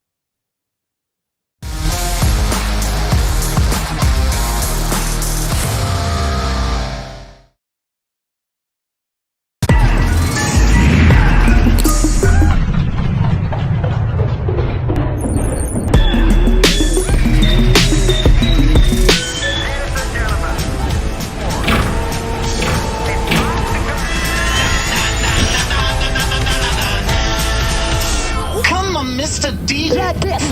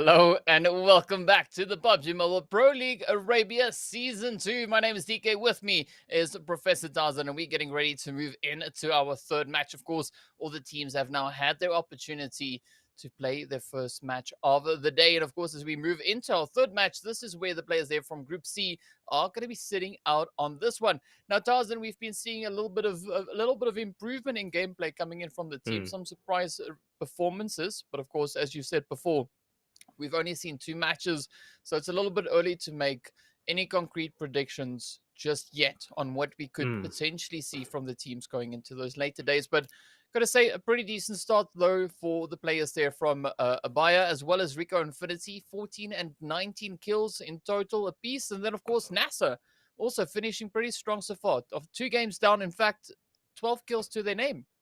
Yeah.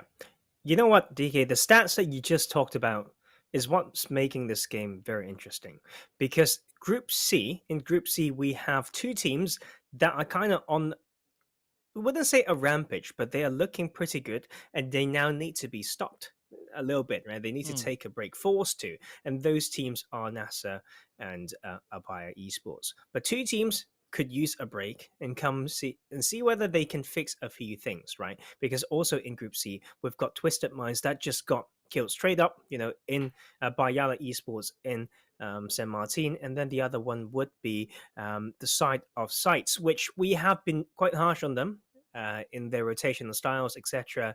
So could use some time to fix this as well. And to be fair, it was also shown, in game 1. They didn't go very far, and there's a reason. They just keep, circling on the outskirts and would just be very prone and reactive to what's happening on the zone instead of a very proactive way of playing. Like, it's like we haven't seen that from them almost ever in the season.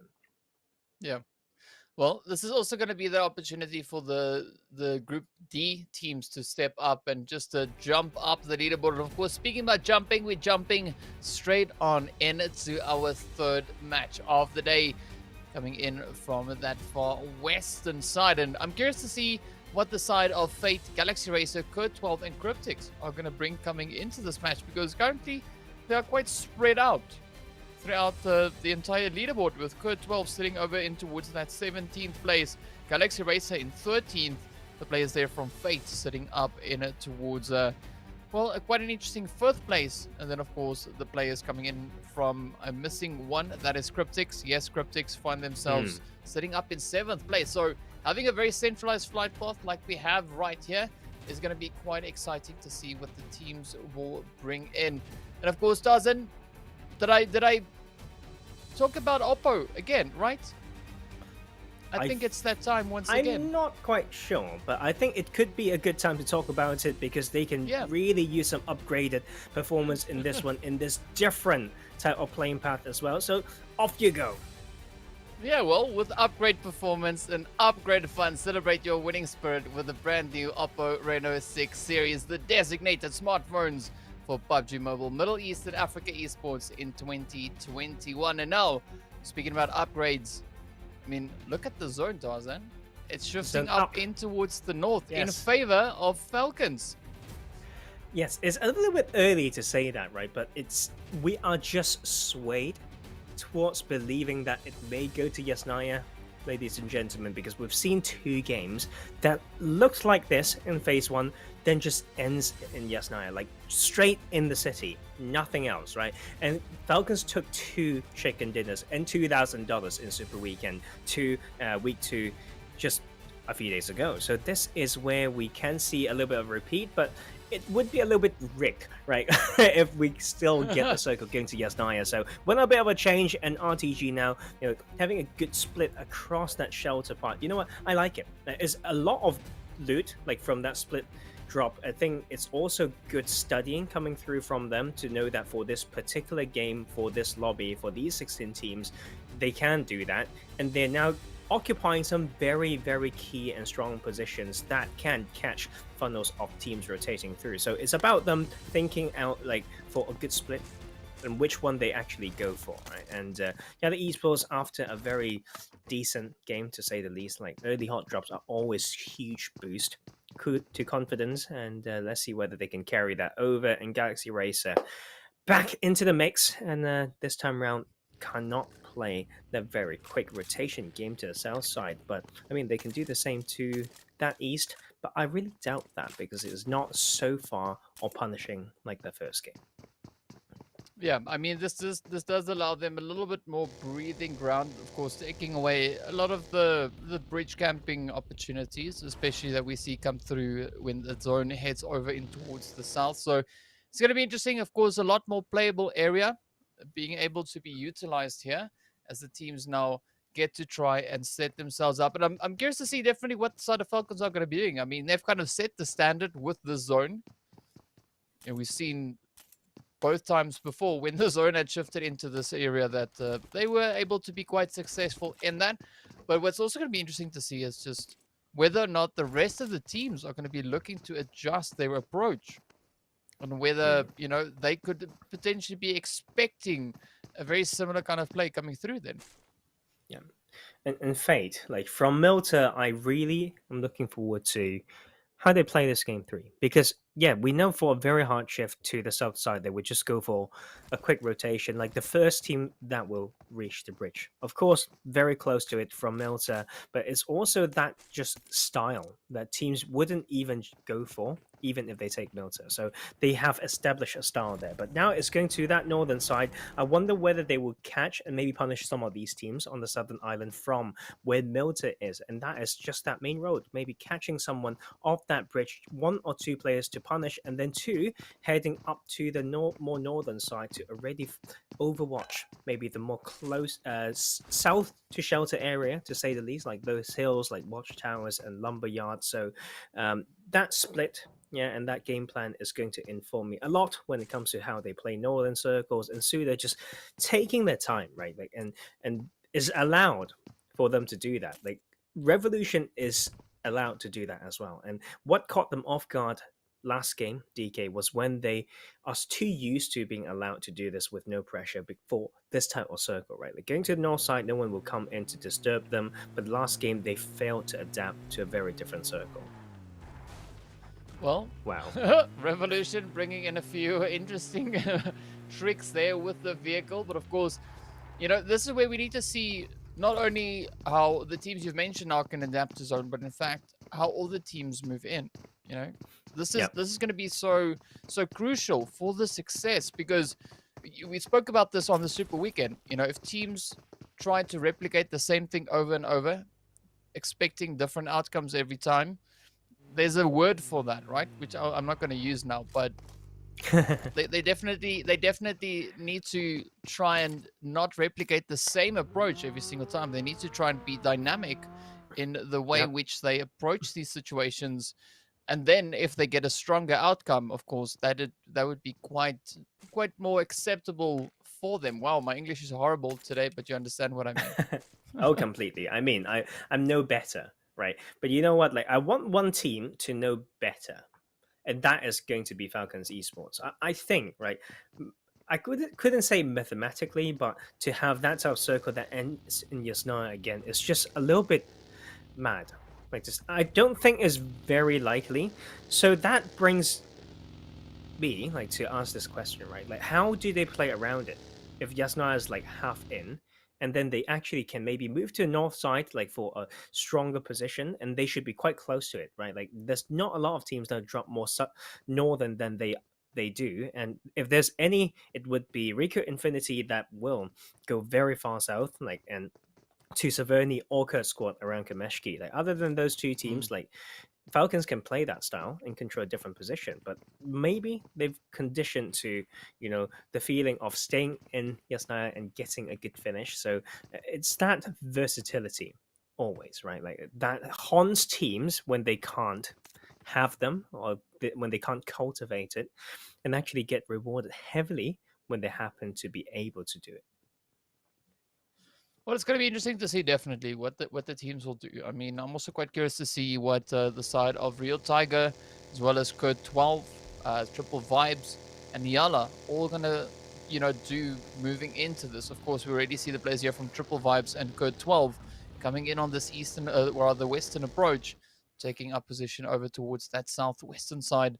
And now this is usually, if the zone is in favor of this region, actually quite a favorable spot in which we see the players here from KURD 12. But as we know, that phase is getting ready to move up once again. So I appreciate the rotation actually coming through from the side there of Triple Vibes as they continue to push through, heading up in the direction of there of Potato Hill. Yeah, you know what? Like, I didn't enjoy what K12 did there. Like, they know there are two teams who habitually goes towards the southwestern side. Like, Triple Vibes do that. Real Tiger 9 is a Primos team. K12 plays around Therapy and that's those coastal compounds, which are historically OP as choke spots, right? Like, you just force teams not to come close and push towards Gatka fields, but they did not shoot a single shot to play off a powerful position that they have control over.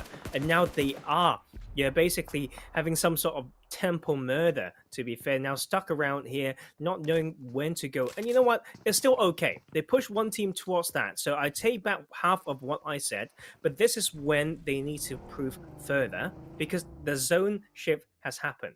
And it's very, very landscape like dependent. Like those key compounds are too strong for that circle, and it's extremely harsh to latecomers. So K12 need to show how they want to approach this. But not only that, I mean, that zone is shifted up and it still is around the ever lovely Yasnaya. So Falcons, once again, find themselves in a pretty good spot, you know? But I'm curious to see if any of the other teams are going to move up, potentially looking to replicate a little bit of the success that Falcons have had holding on to Yasnaya, especially in a zone like this. Meanwhile, the players here from KURD 12, I'm not quite sure what it is they're playing at. I mean, you said that they had quite an essential position, a beautiful choking point, but I think they choked a little bit on their own choking point. Yeah. Wrong target there with the choke, and self-choke sounds extremely bad, to be fair, but hey, like when you land in a particular area, we expect teams to know how to use it. Like, I think they fought the way through by dropping similarly. That's why they have entered the high level of play, right? So it's just extremely peculiar sometimes. And Real Tiger 9 also going for something very linear. I mean, there are still ways to get out of this, but require them to rotate straight back to where they came from, and then for some teammates to basically use that as a bait and just shoot from this building, right? And then Revolution can maybe back off. But, Real Tiger 9 is just going to kill some time and kill some of their own HP. As you can see, Kapayaksi actually don't have any first aids, and they're still beyond 1,000 meters to go. Yeah, I mean, like I was sincerely hoping for Revolution to pull a bit of a bait and switch play here, similar to what they've done right there. Just suppress the players there from Real Tiger a little bit, and then use that opportunity to reposition. Meanwhile, we are going to be seeing the side of SUDOR and Lusail going toe-to-toe with Clever, finding that first spray right on in. But now, of course, it is up to Katan and 3 OBD to try and hold on as Wanted comes swooping in, trying to rescue Rip. But could this be a bit of a rip for the side of SUDOR? We don't know just yet. Wanted cooking up the nade, getting ready to send it in. Fortunately for him, it does overshoot. Oh, down goes Wanted. Nice comeback. SUDOR now looking to apply the pressure. Katan coming in to potentially be a bit of a saving grace. And now they only need to deal with Salam to try and wrap up this engagement and regain control of the southeastern side. Well, this could be the finish, and that is a little bit too... You know what? Like, that's just not a good call. Like there's no escape route, even if they've gotten that revive. So that is a desperate one, and SUDOR should get that kill, but of course we need to wait for that shift. And yes, definitely still playing by the book. Falcons still in Yasnaya Polyana, and they actually, man, my brain, is this actually happening? They are still in there, but I think we've got 2 or 3 more phases, DK, to say that it's still going to be a Yasnaya finish. But don't give them Yasnaya anymore. Like, if they win this one, Falcons Esports, we need to know how to play this, though, because after all, it's a little bit different compared to the ones before. It's a slight bit different. It's got a little bit more reach up in towards the north, right? But Yes.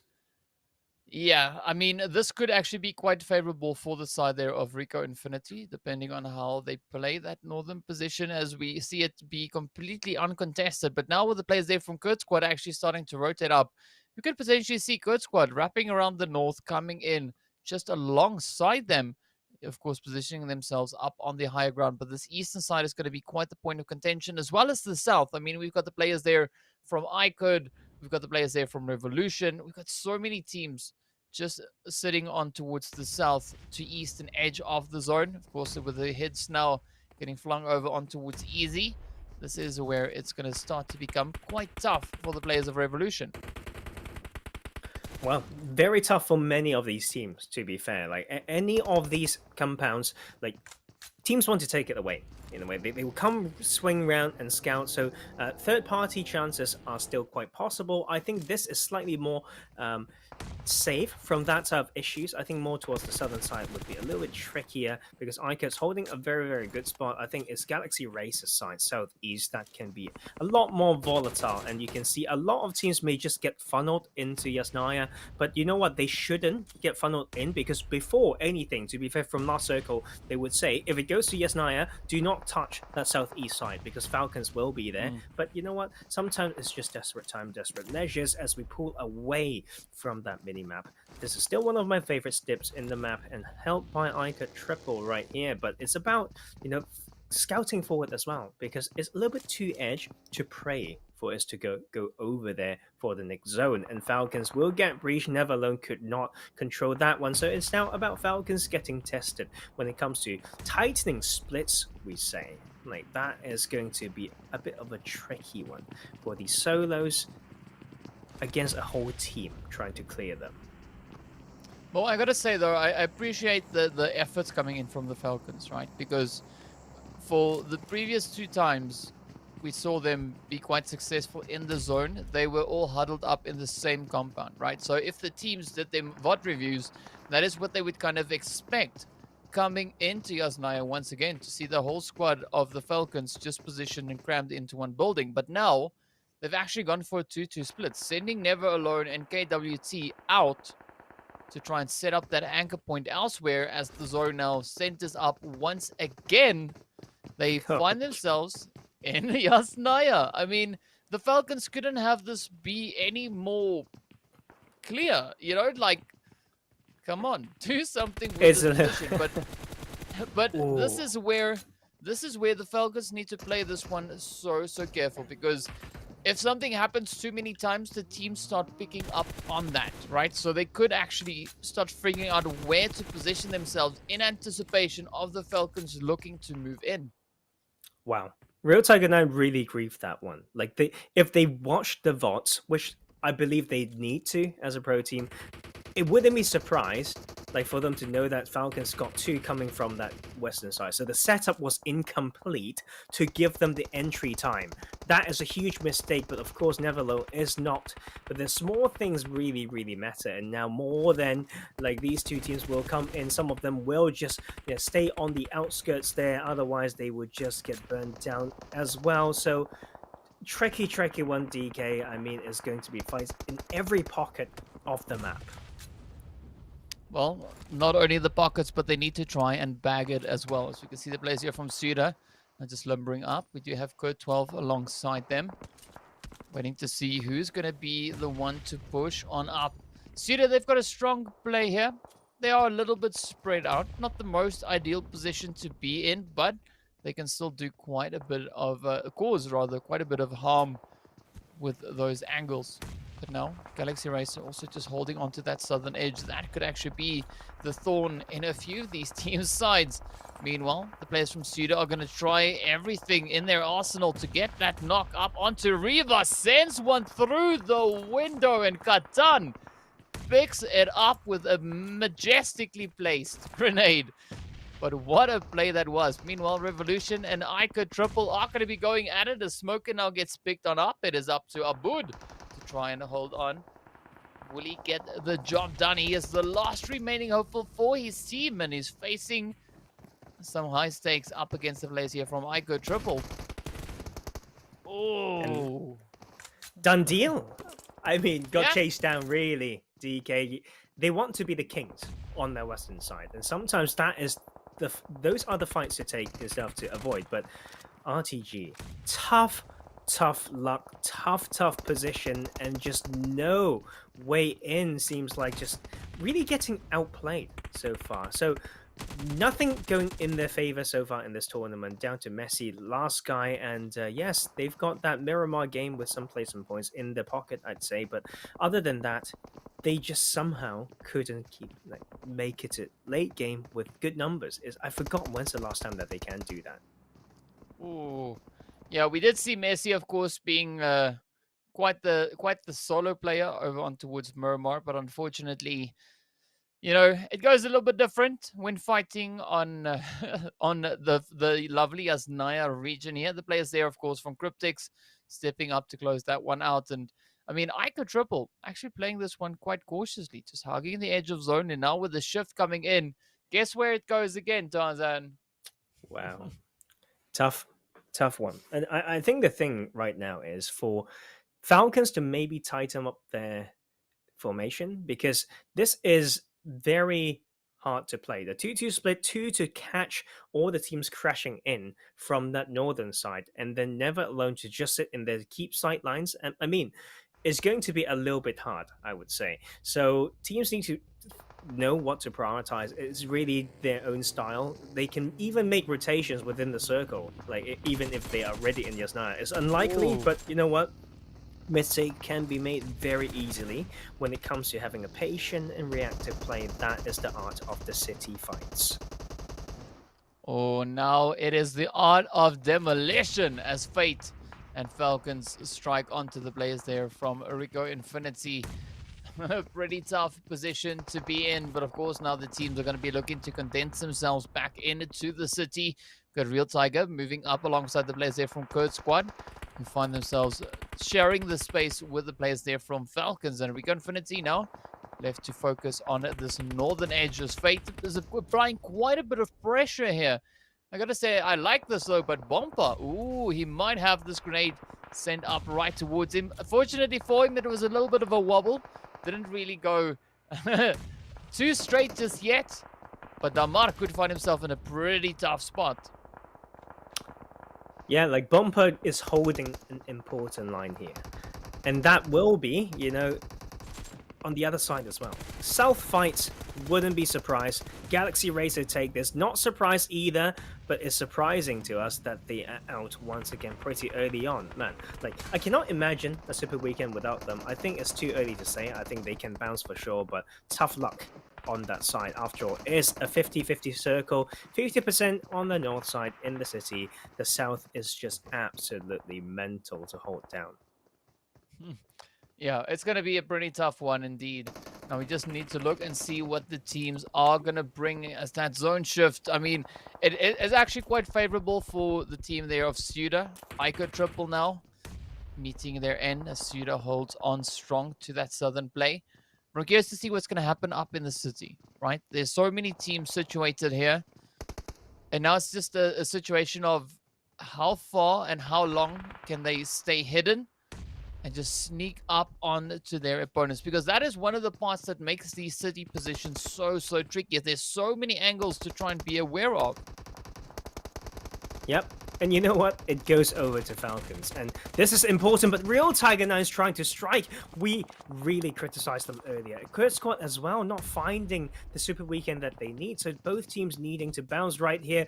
One more nade. That is close. Not quite there, but that's not done. Oh, here we go. Up comes the pressure once again. Real Tiger now holding on to that first floor. The players there from KURD squad holding on to their numbers. Not falling just yet. They are going to be looking to stick it through. Up comes the smokes. Trying to just hide their position for the time being. But are they going to try and venture up the staircase? We do see Zeko and Kappa Yaxi holding on the staircase. I'm waiting for one of the players there from KURD squad actually to go outside and throw one in through one of those little windows on the staircase. I think that would be actually quite on point. But of course, KURD squad, they need to be so careful. There's so many teams still holding in the vicinity. So they can't really afford to be making any mistakes at this point. The players there from Real Tiger, they also, realize in what the kind of a predicament they find themselves. They know they need to be very cautious in these approaches and be very wary of all these potential angles the shots could be coming in from. Meanwhile, you do see the players here from Raad fighting it out over on towards that western side. The Cryptics looking to apply the pressure. But now here we go. Senke cooking up the grenade. We do see Munir up top, but a beautiful surprise attack actually coming in from Desha. Lazy Boy, El Chapo, and Marshall now left to fight it out, but Desha gets taken down. Up comes the rush into El Chapo. There we go, one down. I like in this approach, but Cryptics now need to try and move in. It's up to Marshall. Will he get the job done? 1v3. Yes, indeed. Raad finds the finishing blows and eliminate Cryptic. Cryptics got punished for their aggression. They wanted to clear out that angle on that corner right there, but the trap was there as well. So really well played. And sometimes in these finishes, like what we saw with KURD Squad and RT9, there's no need to really clear the building because playing reactive highly rewards you in third-person perspective. And sometimes it's actually okay to just share the building, save the utilities for late game, shift the focus onto the other side. There's no Spider-Man, we can't really come down like from above and just take you with some crazy jumping skills. Yes, sometimes, occasionally, but after all, there's many more approach to this. YaLLa wants to come in and take this one. RICO Infinity out on that northern edge. Yeah, that was a beautiful play coming in from the side of YaLLa. I mean, still moving up so strongly. Having all 4 players still intact is going to be quite favorable for them pushing into these later few phases. But now, Raad, they've also been stepping up the gameplay coming into this 3rd week of league play. But will they be victorious pushing all the way through? I mean, Raad, that is a team that we've been hoping to see this performance increase come from, and they've definitely been starting to deliver on that front already in the league play. But now, Falcons, they're still in here, still have their numbers up. KURD's quite alongside them. 7 teams remain. This is a really cramped zone. I'm curious to see who's going to be the first one to budge, because that blue zone is yet to move in, and it's going to do so in the next few seconds, the next few moments. And I mean, Real Tiger 9 and KURD Squad, they're not in zone. They need to find a way in. Yeah, I mean, they've been waiting and waiting. Now they just go with the blue. They need to both fight each other and Falcons at the same time. And that is a tricky thing. And they may think to themselves, yeah, we wish we've saved some utility earlier, and it's all about that timing. And I think going with the blue has its grounds, but right here it's all about reflex and quick comms. Oh, all right, there we go. So SUDOR now getting picked up as they were a little bit late to rotate in from that southern angle. Beautiful setups up ahead. But now 6 teams remain. And this is where the pressure is on. Of course, the players there from Real Tiger and KURD Squad, they need to get into zone. Meanwhile, a little bit further away, we do see Raad, Fate, and YaLLa exchanging a few grenades. But out comes the rush. Zeko already managing to find himself up in the building, but the shots on the roof coming through from KaPaYaxi. Zeko getting picked up as well, and all the pressure now on KaPaYaxi. He sends that spray on towards Never Alone. Up comes the jump shot, comes soaring back into zone. Meanwhile, KURD Squad are going to be stepping up, trying to close it out, rushing into the Falcons, but the pressure is on. KaPaYaxi finds the confirm. Here we go, the pressure is on. Come on, KURD Squad. Moving in, Falcons holding strong 3v1, and with that, Vault falls. But of course, a beautiful molly strikes on it to Bomba as well. 5 teams now remain to fight it out for that winner chicken dinner, and Falcons are still here. I don't think anyone is in. Like, in a Yasnaya finish, when there's so many buildings, we get a finish that barely any of them are in. So, just gotta... I don't know what to think if I'm these players. Just need to even look at those small bits of visual cues, yeah? Like, that hand, that small bit of the projectile of the utility, all those are important. It goes to that southwest, so Raad should have a bit more advantage when it comes to entering the zone, but for them to have been playing so loud, like teams may just play spoiler to stop them from going in and not worry about going in too early themselves. YaLLa definitely want to take them down. I mean, just looking at this, YaLLa find themselves in a beautiful position. This is the kind of play they've been wanting to have for quite some time. Oh, up comes the shots. Ida looking to push in right there alongside Ra'ad. Oh, come on. Ida tries to pick it up, but Sadat says no, puts the spray in. Up comes YaLLa looking to push in, apply the pressure, picks up the knock on Sadat. There we go. Good approach, good play, good coverage coming through. It is up to Desha and Munir to try and close this one up. They've caught them out in the blue, trying to force their hand, but up comes the shots. Oh. Desha finds their head on through, right into Bandar. Yusuf now up ahead, RICO Infinity. Oh, not RICO Infinity, Ra'ad finding a crazy play. What is Desha doing? That was insane. Of course, he needs to be so careful. Up comes Powerful, and down he goes, and what? Hang on, what? That Wow. type, man, crazy. Like we talked about it already. Is quick comms is about reflex in that type of circle and just shoot everything. Right, so it's third party, fourth party happening all at the same time, and there's practically like no good ways to say, or no good covers to say that I would just heal this up and reset. No, nothing. Right, so that is the raw, like micro and mechanical test, like to their limits, and I kind of love it. That was insane. That was absolutely crazy. I mean, that ended so quickly. We're gonna have to jump into the match rankings to see who was the team that actually won. Ooh, look Yes. at that, Tarzan. How do you like that? I mean, Ra'ad finishing up in pole position, moving from strength to strength, finishing strong on 25 total points, 10 kills coming in. But SUDOR also stepping up, finishing on 10 kills. And Falcons, they came so close. 9 kills and a second place. But this shows good improvement from the rest of the teams reading that zone and not allowing Falcons to get another chicken dinner. Well, they are close enough. And I think to be this close to getting, another chicken is actually quite insane. So I'm gonna repeat this point once again, right? Like we've seen many teams getting the circle to where they drop, and you realize they don't know like how to make that work, right? And so like RICO Infinity team don't get that a lot, but it would be the similar type of idea when we say, hey, you're a Severny team, it goes towards the north side. Why do you always go out, early? So it's good that Falcons know how to play that. And second page, of course, we're going a little bit low, just 1, 2, 3, 7 teams not able to get more than 1 point in this game 3. Wow.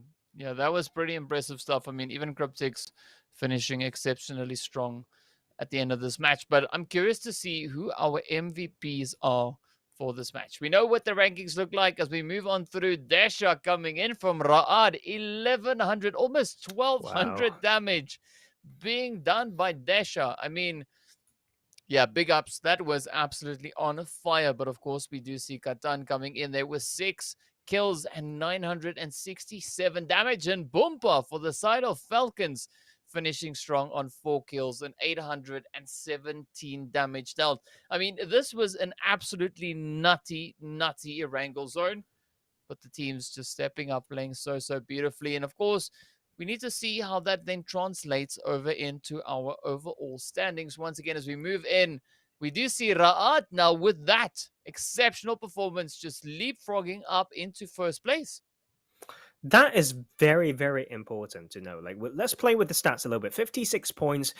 When we look at league play, week 1, after all 8 games, that would place you at 9th place. For week 2, if you get 56 points after 8 games, you will be placed at, once again, 9th place. You just need to be top 16 to go in. So Ra'ad, with a crazy point average in these 3 games, may just send them, straight into the Super Weekend. I'm not saying that that's all it takes, but that is kind of what it suggests, like from the past mathematically. And so I don't know. Like, I don't know what to expect. And it's a lot of these teams redeeming themselves so far. Redemption seems to be the theme. DK, we've got Falcons Yeah. after a really bad week one, then came in second super weekend, leading the charts, 200 points plus, absolutely insane. Ra'ad not having the games that they need, right? Like even first super weekend wasn't good either. Come in third week now in league play where they never have shown through as OP or dominating before, now leading the charts with amount of points that can already basically send them into the super weekend. Yeah, I mean, some pretty strong players coming through. Of course, as we look a little bit further down, we do see the likes of Road to Glory, Galaxy Race, and Lusail sitting right there at the bottom. I mean, again, it's almost the bottom. It's the end of the second page, but this is the bottom page, and yeah, I mean, again, this is where the teams need to focus on not waiting too long before stepping up and performing, because we've seen this happen before where it sometimes comes and bites them in the butt afterwards, you know? Yep. Rather try and do that earlier instead of waiting till a later stage to try and fix something. The sooner you get onto the problems, the easier it will be moving forward. So I gotta say, I'm curious to see, of course, what the teams are gonna bring in as we progress through our gameplay here today. But I mean, Ra'ad stepping up, that was absolutely golden to see. But now they need to continue with that momentum, because every time they step up, they set the bar, and we're expecting them to meet that bar at the least. Meet the bar, meet that performance, or who knows, even just push past that, but at least meet that bar once again. And it's not surprising to see that come through. We're just so happy to see that, because we've seen that from them so many times coming in from the previous season, and they've had moments of glory, of course, in this second season as well. But they need to find that rhythm, they need to find that consistency, and so far it looks like today is looking pretty good for them. But of course, speaking about pretty good, we are going to be heading into a quick break while we get ready for our fourth match of the day. To get locked and loaded, we'll be heading right back over in towards Erangel with another group sitting out. So be sure to join us right back after the break. See you in a short few minutes.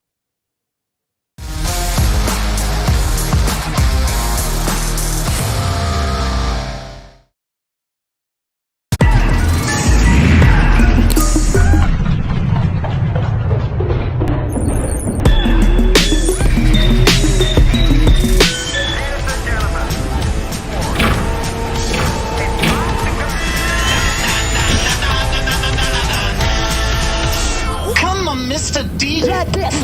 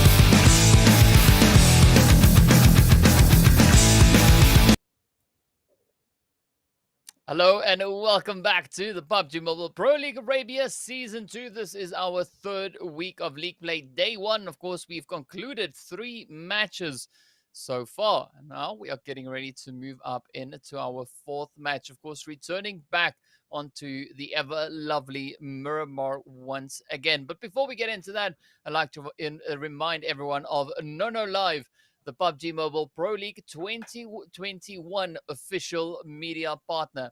Now, Tarzan, we did see some great plays so far coming in with Ra'ad rather in the last match, bringing in that winner chicken dinner, finishing strong on 10 kills. But also SUDOR, they put in a really strong effort with regards to kills, also finishing strong on those double digits, but doing so while finishing, or rather getting eliminated in 7th place. So, I mean, I'm hopeful for this next match.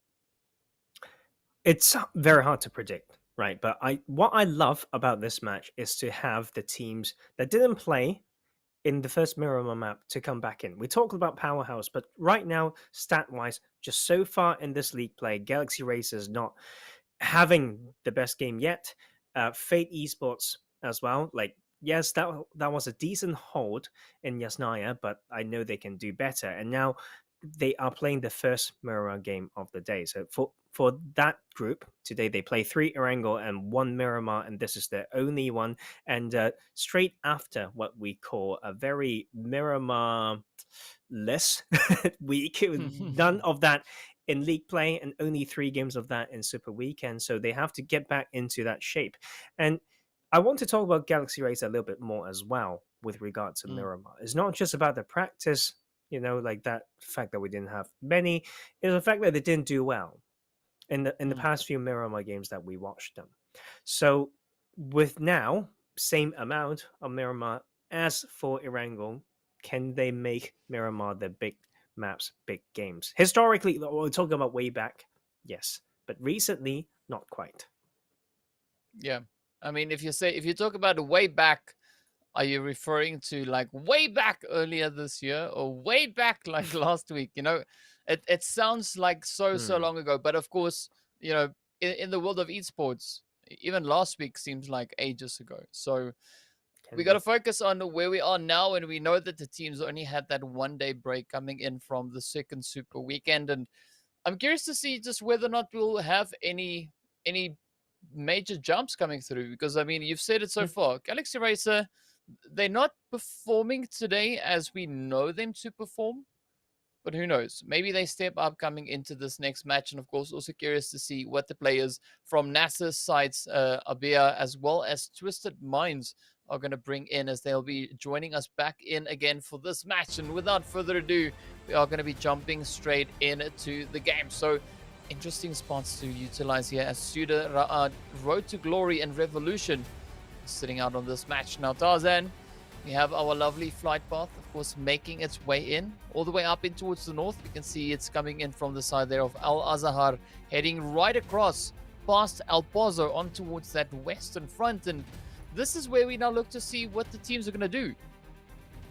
Well, a different one, right? Like making Los Leones quite far. So really that bottom line then might just be La Bandita, and they can float into Chumacera, but not the southern high hillside. And that's where teams like to go, because like it's just almost like Picardo fights, like if you're just on the low hillside. So we need to find out. One thing that we already know is sites going for a big split. No one's really close to them, so that might help them with looting up quickly and making earlier rotations. We want to see that change coming for them. And also Galaxy Racer with no problem heading towards El Paso. And here comes my concern for this team. This is really telegraphed like by them, and then teams can punish them. Like I'm waiting for teams to really punish them going to El Paso every time with almost a structured way to come through. And this is how they are making this adjustment. I actually quite like it. They do not want to go all in El Paso because people start to know that's the case. So they're making a split that forms a line that pokes into the circle so that they can at least draw that rotation path already just by that split. And that is great, I believe. But you know what? There's actually not a lot of compounds around where Freakis, he's just there to grab the car. So after all, it's about, quick splits, quick loot, and then control. We need to see that from them when it comes to tempo, and we have a rematch in Miramar. No surprise. I mean, we've seen this is like what, the 6th time, 7th time. Probably more. I mean, ooh. Yes. It's going to be interesting to see, regardless of how manyth time. This is the nth time that we are here fighting once again for control of the lovely San Martin.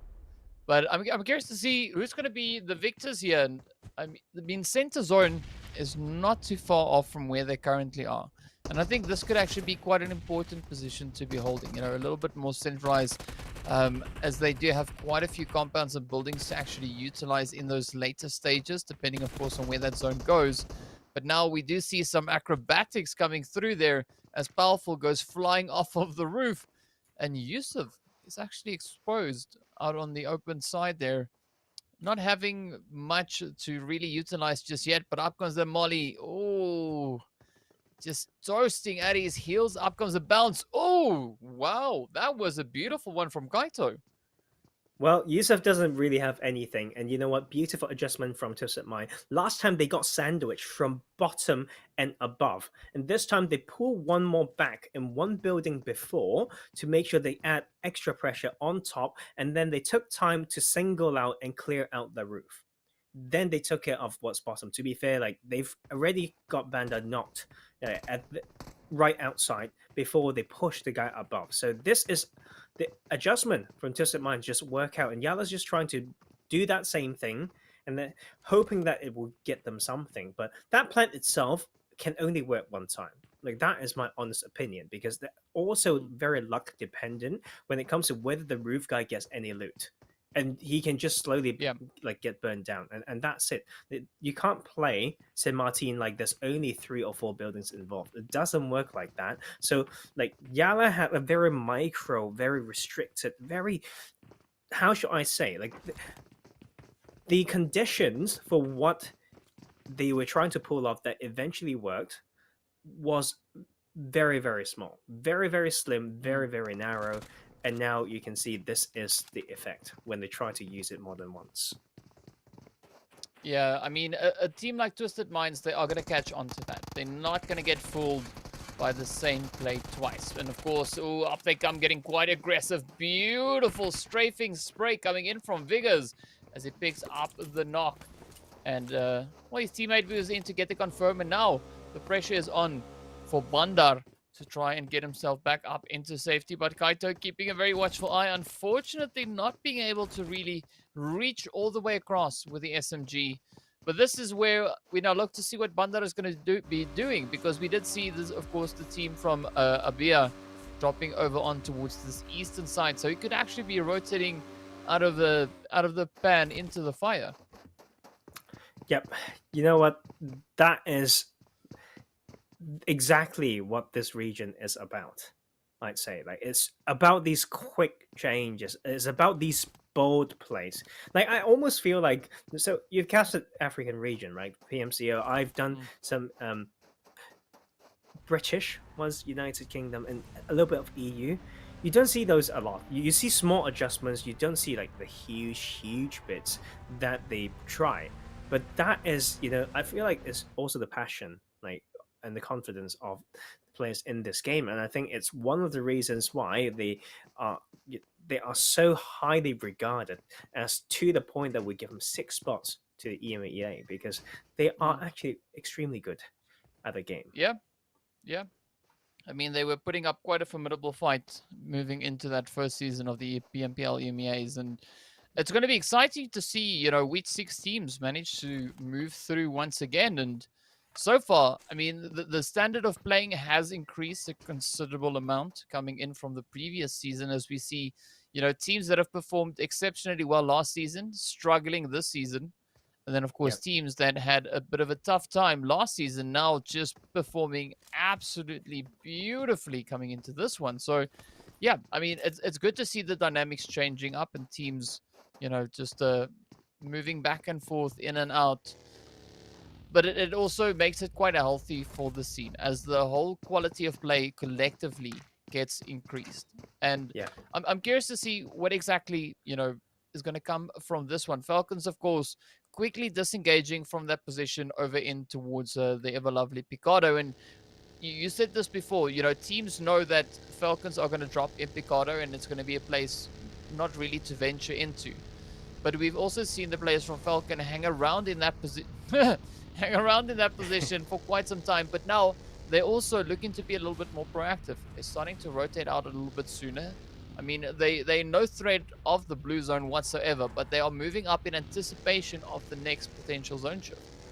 Yeah, it's great. Like, it's almost like they're doing what's normal now, according to the meta, according to what we expect from the level of play. Like, what they did before was just weird. Like, it's straight up weird, I'd say. And of course, we need to look at the circle or whatnot. And sometimes we just know that that is just not the way to play. Of course, they've made adjustments. Otherwise, they wouldn't have such a great performance in the previous Super Weekend. And now we expect quite a few more because, like, 2 points, I believe. Like, no, in the first two games, I had the mini stroke there. Of course, they had a great game 3, and I think that is probably why it just gave them that, you know, like, momentum, that motivation, that push to play a more crisp and decisive style. And you know what? I cannot complain. Yeah, but essentially it all comes down to timing and being able to time your plays almost to perfection. That is a lot what we saw from Galaxy Racer, for instance, coming in on the Super Weekends. You know, they rate the zones phenomenally. They were able to position themselves in a strong place, just rotating up alongside the zone and choosing the ideal opportune moment to strike.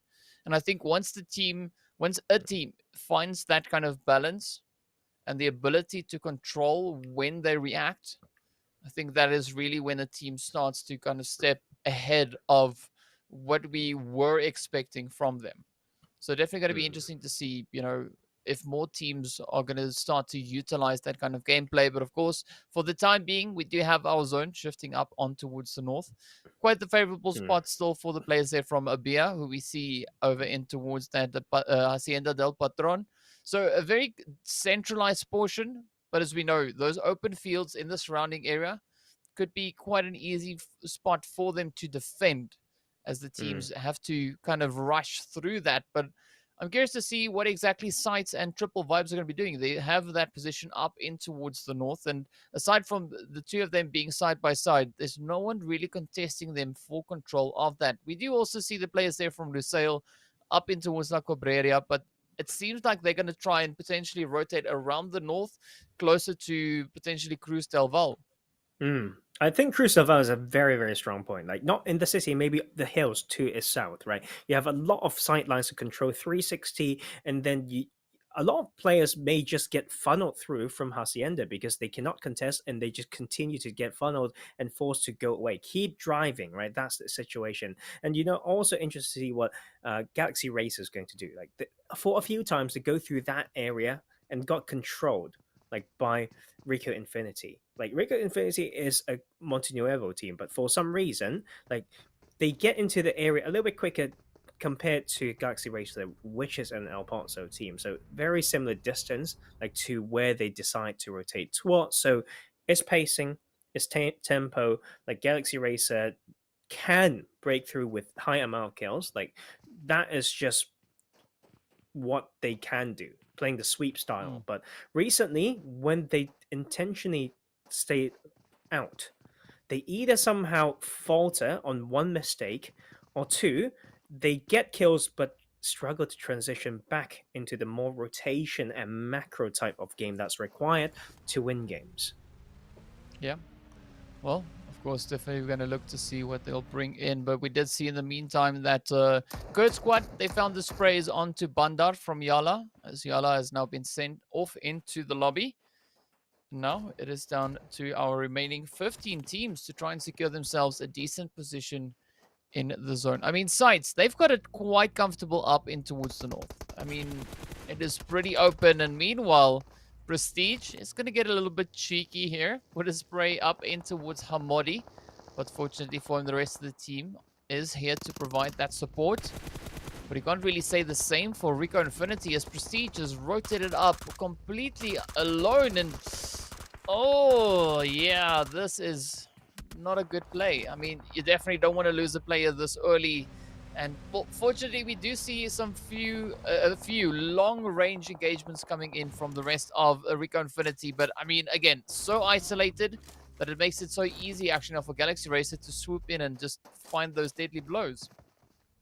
They just know this part of the hill quite well. I think RICO Infinity is trying to play split in the way that could be hard to support each other. It's so easy to maybe just get into cover and just take this, but there's still chance. After all, SK10's been so strong in this tournament. Hamodi equally strong, and here comes the trade, and that is just good PUBG. Very quick response from both teams. Oh, but now the pressure is on Anas. Needs to try and bring it in. Will he be able to get the job done, though? That is what we look to find out. So close to Galaxy Racer. You can see Raouf and the rest of the team. Raouf, Hamodi, and Lord all bleeding out. The pressure is now on Freak's shoulders. He needs to try and find these angles. Going up against the two players coming in from RICO Infinity. SK10 and Anas. Looking good with regards to the health bars. Freak now attempting the raise onto Raouf. But SK10's moving in. Oh, he might have been spotted. Yes, he has. All right, SK10 playing this one quite cautiously. Tries to pick up Raouf. He does once again. There we go. SK10 getting ready to move in. Freak just holding. Come on. Ooh, Freak has been spotted. So the first shot comes through. Gets up. Needs to reposition. But it's too late. Down he goes. SK10 swoops in with the finishing blows on the AK there. And with that, Galaxy Racer meet their end, joining the players there from YaLLa in the lobby. But fortunately, Galaxy Racer were able to find 2 kills at least. But now, 14 teams remain. Yes, it's the second time, DK, that Galaxy Racer has fallen to RICO Infinity on that western pocket. That is the area where they just disrespected and rotated through them last time. And this time, it's RICO Infinity once again, one step forward with the setup and still making it very, very worth it. And of course, NASR, we talk about this team missing the second Super Weekend, really not expecting that, right? But they played a very aggressive PUBG so far in the 2 games that they played, and that will be them coming back to continue with their aggression. Like, they got 1 placement point, I believe, in the last Miramar game, but got 8 or 9 kills. So this is where they can exert that dominance once again. Real Tiger 9, some good plays, like here and there with those individual plays, I would say. But after all, still, I would say, other than sometimes the way that they play a very proactive early game on Sandhawk, it's still a little bit hard to define this team. Yeah. I mean, NASR last season, they played all 3 Super Weekends, right? So they were able to be pretty consistent. And they finished in 4th place for the Super Weekend. So we know, again, they've got the ability to pull it off. We know that they can shine through. They have that great consistency, you know, that track record. But of course, this just speaks to the level of competition. The teams are making it so difficult for the opposition teams to really have a successful run. And I mean, it results in some pretty exciting PUBG. But of course, speaking about exciting, that zone has shifted down in towards the southwestern side, moving in favor of NASR, Real Tiger 9, and iKURD triple. And man, even the side there of KURD 12 find themselves in a decent position up into the north. I think that's a very, very strong compound, but it's also one of the most popular compounds in Hacienda del Patron. Like, teams would know how to punish teams like going through. They can always pull up on the other side to the northern side across the road with some dips and open with some utility. So yes, picture perfect, but they need to know how to split around like very, very nicely. And sometimes team respect it and they just get funneled onto that eastern side. That is where Fate can actually get something done, right? That is the elevation, but seems like they're worried about getting a spot in before catching the funnel. So that is something that these teams could actually predict better to get those points in. Well, the pressure is on. SCYTES being one of the teams sharing this position in towards the north of zone. I mean, Triple Vibes as well as the players there from Twisted Minds, pretty close proximity. But Falcons, they have it a little bit easier on their side, right? They have the compound, a good vantage point. It's not a really contested compound they find themselves at the current moment. But fortunately, they do have Damar looking to push forward, set up that anchor point. And the side of ABIAH now just moving through these oil containers, looking to see if they can find an opening. And this could be quite the favorable play actually now for KURD 12, as well as the players here from Triple Vibes. Is a tricky one right here. It's about timing, it's about out rotating, it's about getting opening knocks, clear one first to move forward. If not, you just need to go wide, but the blue is slowly coming in. So Twisted Minds have had those early, fights, early momentum, but we know the aggressive style that they can play, but sometimes it's a little bit linear. Like occasionally you got wide flanks, but it's the pacing thereafter that they can struggle. Lusail face with that pressure as well on the eastern side, but they will actually be better so far. Oh, come on. They're applying the pressure, finding the angles onto Fate, and Fate now getting caught behind the tree. Lusail quickly trying to be so reactive with this decision making here. The pressure is on. Oh, nice reposition from Gary Boy. Will he be able to spot the rest of the team up ahead? Isawi trying to pull off that res, just does so in the nick of time, but the pressure is still there. They haven't found themselves in the clear just yet. A quick rotational push coming through from Rip, rushing up right behind them, and he closes out with beautiful hits. Of course, Real Tiger Knight spotting out the opportunity and looking to react themselves. Well, that's a good, very, very bold flank. Just like catching the other team off guard when they are thinking that they could heal or revive, but that's also just Lusail playing the high risk, high reward game, and now they need to find a spot, and they should be able to, but it's a little bit of a risky one. Real Tiger 9 should be looking at this one. If they don't catch this funnel, I'd be extremely disappointed, and that is the problem. Like, if Lusail actually lives here, is Real Tiger 9 griefing? Like, they have this position, they have one job to catch all of that, and they need to capitalize. But seems like they get the circle once again, so they can be distracted by this, but many teams would need to just find a place to call home and just splits to adjust. And we talk about on this other side of the road, DK, earlier, speaking of this bit of a dip, right? Like against the side of iKURD triple on this compound, and no, KURD 12, excuse me, and they, yes, it's about, getting in or playing spoiler at the same time, reparking cars to face south, like all these things that I love talking about. The setup is very important, but of course there's more to kill on that northern side first before they went in. Oh, and now we see a few more teams getting eliminated. We are left with only 11 teams and 31 players. But now ABIAH finding themselves up in the north. The blue zone closing in. They need to find a decent angle. They're looking to escape the carnage. Oh, there we go. First one down. Now the pressure is on ABIAH. M7. He now just needs to try and outlast this. Just need to bring in those big brain plays. But meanwhile, KURD 12 right here alongside them, trying to exchange it up with the players there from Falcons, who's just trying to inch their way back into zone. KWT, I believe, is the last remaining hopeful. No, he isn't. Well, up comes the reinforcements. That is what we want to see. Meanwhile, Twisted Minds get eliminated, and KWT gets taken down. Damar coming into the beautiful spray. Up comes the players here from KURD 12. Oh, Damar changing over onto the M249. It is a fight for control of the hill. And Falcons land the points, but they got to be careful. Bomba, pretty exposed. Up comes M7, finds one. Cryptics get eliminated, but up comes the rush. Will M7 be able to pull this one off? This could be such a beautiful clutch.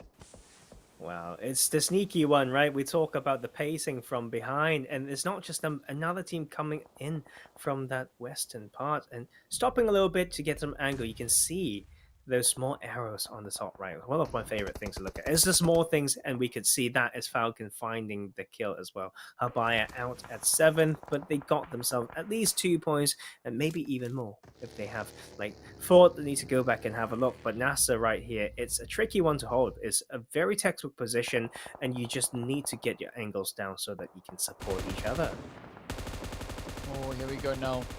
Helm end. Trying to do a little bit of suppressive play in the direction there of NASR. To leapfrog his way in. Nabor right there alongside him. The spray comes through. The vehicle gets popped. Batika not going to let them in just yet. Hassan, beautiful off angle. Could really cause a lot of carnage over that surprise element. But the game is on. Oh, there we go. Nice. There we go. iKURD triple feeling the sting. Now let's see. Ramp keeping a very watchful eye. We do see Batika off in the distance there. Ramp now already sitting on 600 damage, but Kalaga quickly just clearing house. Making sure that none of the players there from NASR can feed the information over towards Batika. Up he comes. The spray comes in. Oh, this is so tough. Real Tiger 9, I mean, they are just slowly tapping away. They know that there's got to be someone in the smoke. I mean, such a beautiful position. It's going to be so tough. And of course, unfortunately for KURD squad, Aram is able to hold on just on the edge of that cliff face. But it's going to be so tricky once that zone moves in. Batika finds himself now in the pressure seat. So you can see Real Tiger 9 keeping a very watchful eye on his position. And Real Tiger 9 really need to have the best split possible. Like, they missed out on all those players fighting on the eastern side. Lusail was allowed to live because Real Tiger 9 did not catch that funnel. And right now they keep their eyes on, but then Lusail would know how to not go straight, right? So it's about knowing what your enemies are thinking for their position. Please tell me this is not where Real Tiger 9 will fall, because the split is actually quite huge, and that is a good one with the Uzi. Kapayaksi trying to get more, but that is also at the same time strike and stab from behind. Nice play coming in from Lusail. Rip now trying to rip Kapayaksi into the lobby. Did you see Zeko up ahead? There we go. Oh, nice. The shots coming through. Lusail looking to push into zone. Only 2 players left, but 7 kills on board. Ramp could be their next target. Up comes the hits. Zeko now just trying to play this ridge line. There we go. Looking to reinforce Ramp on the opposite end. Will he be able to make it all the way through the zone? The spray comes through. Ramp takes quite a bit of damage. Lusail, relentless in their efforts. Rip cooking up the nade. Carry boy up ahead. Let's see if the comms are there. Nice disengage. Ooh, a little bit of damage coming into Ramp, but up comes the surprise, and down he goes. Carry boy just carrying on with the efforts, finding a beautiful spray down, and Zeko now forced to try and retreat back into safety, but he goes, got to be careful because he has a bumper right there alongside him. Aram still holding strong, but up comes the nade from Carry Boy once again, trying to reach all the way across. Pretty sure that one will not find the spot just yet. Oh, but it gets close. Pretty close. Well, here comes a shift. Let's see whether they can take it. Lusail now got some rotations to make. They had their fun, right? They're running it straight in, like in the boldest manner that I could think of. Let go of all the vehicles, and now they are the furthest away from the zone, but they are just on fire. Like they pop every head that they see. And right now, with Zeko being the solo, that means that it's still completely breachable. Here comes the push, and that is Lusail trying to finish what they started. You know what? You don't kill me, now maybe I kill you. Not quite there yet, though. Man, this is looking to be a pretty crazy play, though. But Lusail quickly disengaging. Rip just playing that one so beautifully. Zeko sending a grenade out. There we go. The rush comes through. Nice. Lusail finds the hits. And with that, of course, Real Tiger 9 get eliminated. 4 teams rather remain. 6 players in total. Batika holding strong for the side of NASR. We do have iKURD triple up ahead. We can see Ali and Kalaga. Oh, but he's trying to get that angle up top. Aram holding right there alongside him. He hasn't moved an inch. Just scanning the area. The grenade's getting sent through. Kalaga gets picked up. Nice. Lusail coming out of nowhere. Looking to finish strong. 9 kills. You can just see by the way that they are moving that they are just riding this wave. They are riding the adrenaline rush. And this is pretty exciting. They look so cool, so calm, collected. Their focus is on point. Batika holding up alongside the wall. Can feel the pressure. Here comes the grenade. Will it find the spot? Oh, the molly was so close. Forcing Batika to flinch. Carry boy is keeping a very watchful eye. Third party peek in this position. Batika needs to be so careful. Oh, unfortunately, the grenade doesn't make it all the way across. But Rip and Carry boy So beautifully positioned. Patika's hand now getting forced. The blue zone's closing up. Here we go. Oh, he makes the rush. Gary Boy misses the first shot. Will he get the second? Yes, indeed. He picks up Patika. Now it is down to Ali. Off, down he goes. Aram, the last surviving player, standing in the way of Lusail from grabbing this winner chicken dinner. Beautiful spray coming in from Aram. Oh, look at Gary Boy with a jump shot to finish it off. Oh, and he gets it done. Well done, well played, Lusail. Finishing strong on 13 kills. Now, Tarzan, if you said to me, when we saw these teams dropping in, that Lusail was going to be the team to grab the chicken dinner, I would have laughed, right? Because they were positioned so far away from any strong position at the start. But the way that they read the zone, they just kept on moving, continuously trying to put themselves in a good spot. Just so on point. And man, they benefited from that so much so that they grabbed the winner chicken dinner with 13 kills. They are, like you said, just riding the surge and waves of adrenaline there and doing a lot of things that are so bold that it's almost reverse psychology. They took that fight, like just rush in with a buggy on the side, finish the kill on the eastern side. But it's also just two things that got them the chicken dinner, right, DK? One, Real Tiger 9 not catching that funnel, not punishing that, and allowing them to sneak in. And then have a really white 2-2 split that really just, upon some comms, all focus on northern side, gave them the chance to backstab. Two, other teams not trying to over-rotate, so they respect the power positions of the high ground, so they didn't want to go close to try to claim them, leaving Lusail being the furthest team, being so much like on that adrenaline, that momentum, a lot of kills, and they just keep running straight towards power positions, just breach it like a madman. And they did it, like, as that duo outlift almost 40 players in that lobby just by running it straight through. Yeah. And I mean, come to think of it, Lusail dropped all the way over in towards the Crater Fields, kind of La Drillera region there. I mean, and that is so far away, but just the way that they played this game was exceptional. So well done, much love. But of course, we got to look at the match rankings to see where the teams ended up, how many points they were able to score. And of course, Lusail finishing strong there on 28 total points, 13 kills coming in. KURD squad finishing strong in second place with 16 points.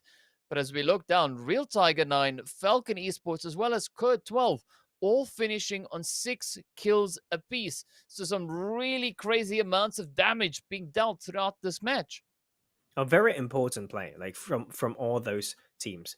They were the worrying parts, right? And they are trying to change it. We're looking at Real Tiger 9 coming through Falcons as well, like NASR making sure that they are not eliminated this for this last Super Weekend. They literally cannot afford to miss another one. So that's adding a lot of spice to this. And the crazy thing always is, like, DK, it's for us to say that we're halfway through the league play, like after one day. I think that is the craziest thing. And sometimes we know how mental states work, and sometimes you have that tank in game one and you're unable to bounce back through the rest of the day. Like, it entirely possible. Like, one thing just needs to happen in your day and it can tear you down. So wow, like, I don't know what to expect for this last one.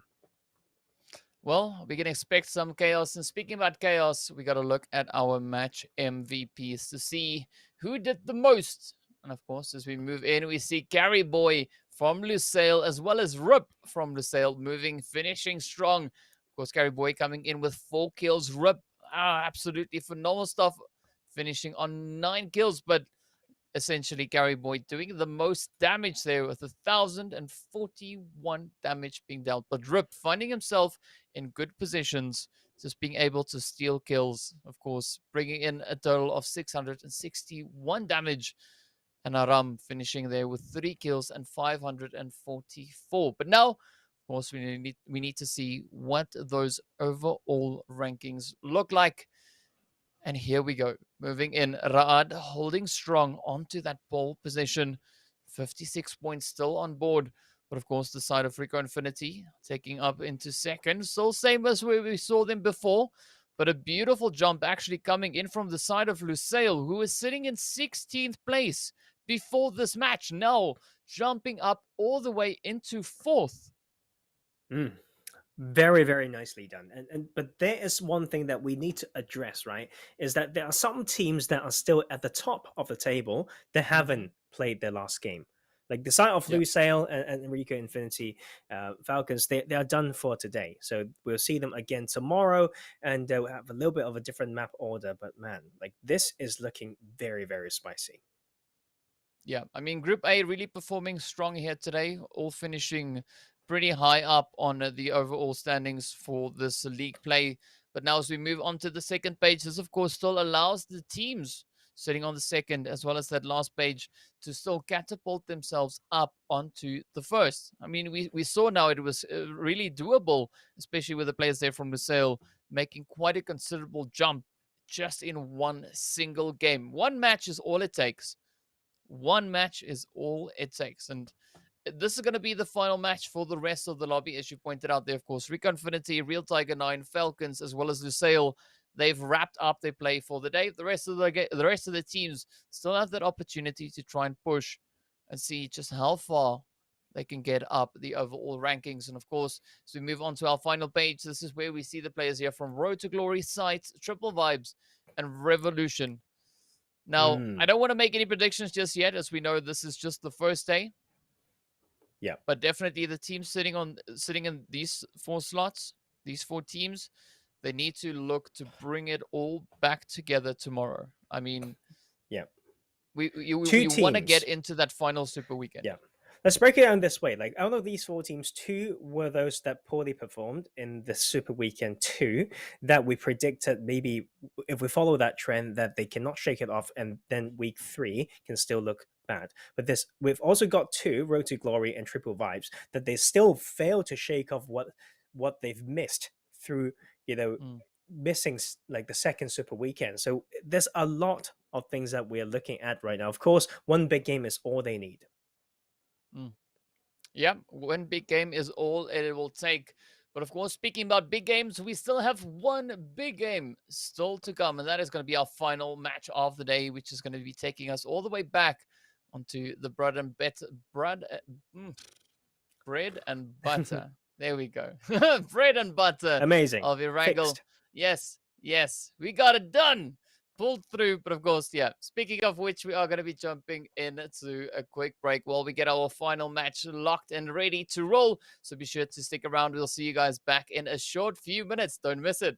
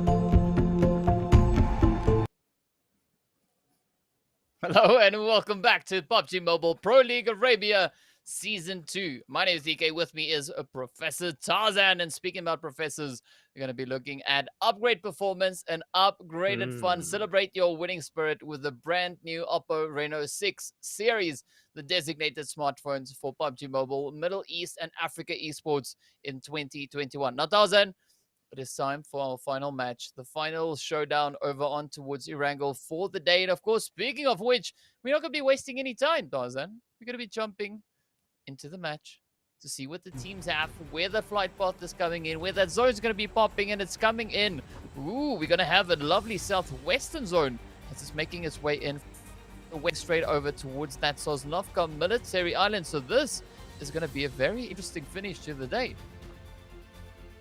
Interesting, because, man, Southern Circle, Southern Plane Path, maybe, like, that would be new for once, because we've got Southern Circles and then some different plane paths, but this one would add just a lot of difference, right? Like, one thing that we haven't seen much so far is for Falcons to not be able to reach to Yasnaya Polyana, but you know what? Haha. They play all games, so they don't need to do that. So that is going to be, man, like, that is...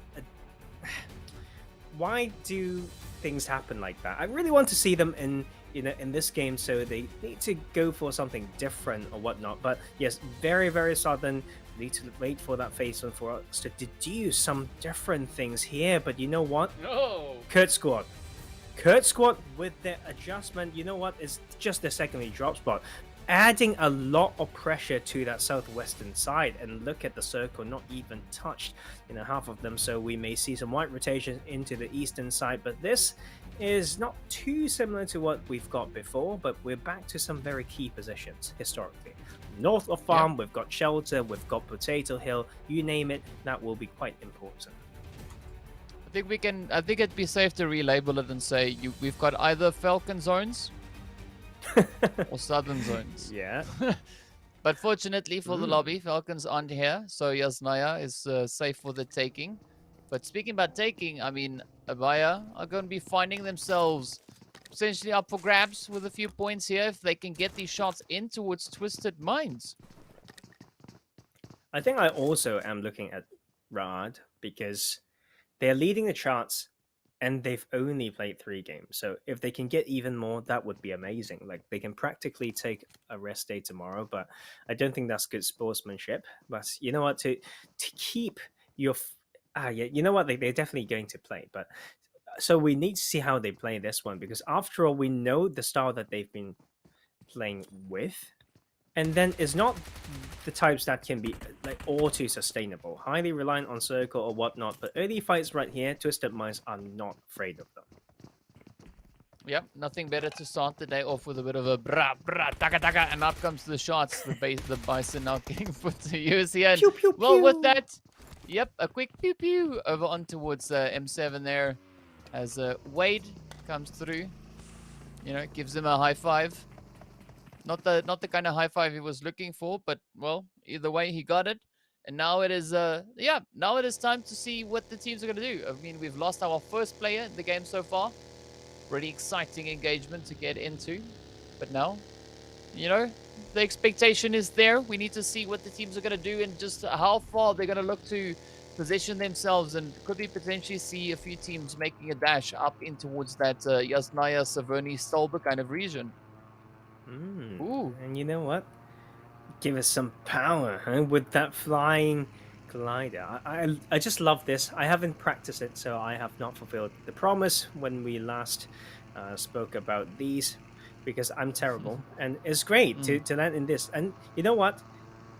It's good to have some fun, like especially when you have okay. Wow. Impressive. Is that a 360? God, okay. Yeah. Like, they are on fire today. It's not a good way to apply it. They can be so good that he can fly on top of that whole chimney, right? That is that even called a chimney? An industrial chimney. Is that the actual term for it? Let's say yes. For okay, lack of better terms today, let's just say yes. Yes, that's exactly what it is. Because I mean, it is a chimney after all. You know, it lets out smoke. So as the water boils, that's exactly where the steam and, well, that's not smoke, that's steam, but that's where it goes out. So yeah, whatever. That's the thing. He tried to land on top of it, but he was so impressive. He flew the plane upside down there for a quick, brief moment. Desha also going to be trying a little bit of parkour, jumping off the roof. But as we look down towards the south, Revolution looking to just make their way through the ever lovely Sosnovka military island, completely uncontested as per usual. We're curious to see just where they're going to try and rotate up to. I'm liking the fact that they're already starting to move up a bit. I'm not quite sure whether they are satisfied with their loot just yet. And I mean, also the vehicle spawns, there's not too many of them down here, but the same kind of goes for the side of the players here from SUDOR. I mean, I'm pretty sure they know exactly where to go find those vehicles. It's all now just a matter of time. And looking to see just when exactly they're going to choose to try and rotate up. Because last time we saw, we did have a few teams over towards that eastern bridge on the northern edge. So they need to be a little bit cautious when they look to rotate back up into zone.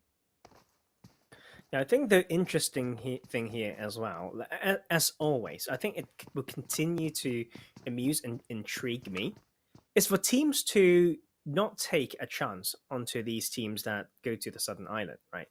There's not a lot of way out. Like you drive through either bridges or you kind of take a boat and go somewhere. So as maybe Fate Esports, for example, that's being a Milta team, like I feel like there are ways that they can play this to make the life of SUDOR a living hell. And maybe it's not the time to do that yet. It's just something that they could practice, from time to time. Because if you have already thought a good tactic, then you can maybe apply it when it matters, especially towards maybe the last days of Super Weekend, right? Like you want to make sure that you kick them out so that you grab their spot, right? So that is something that I will be looking out for as always, because like personally, if I have a team that comes in close to me, always in a similar manner, I would always try to do something about it.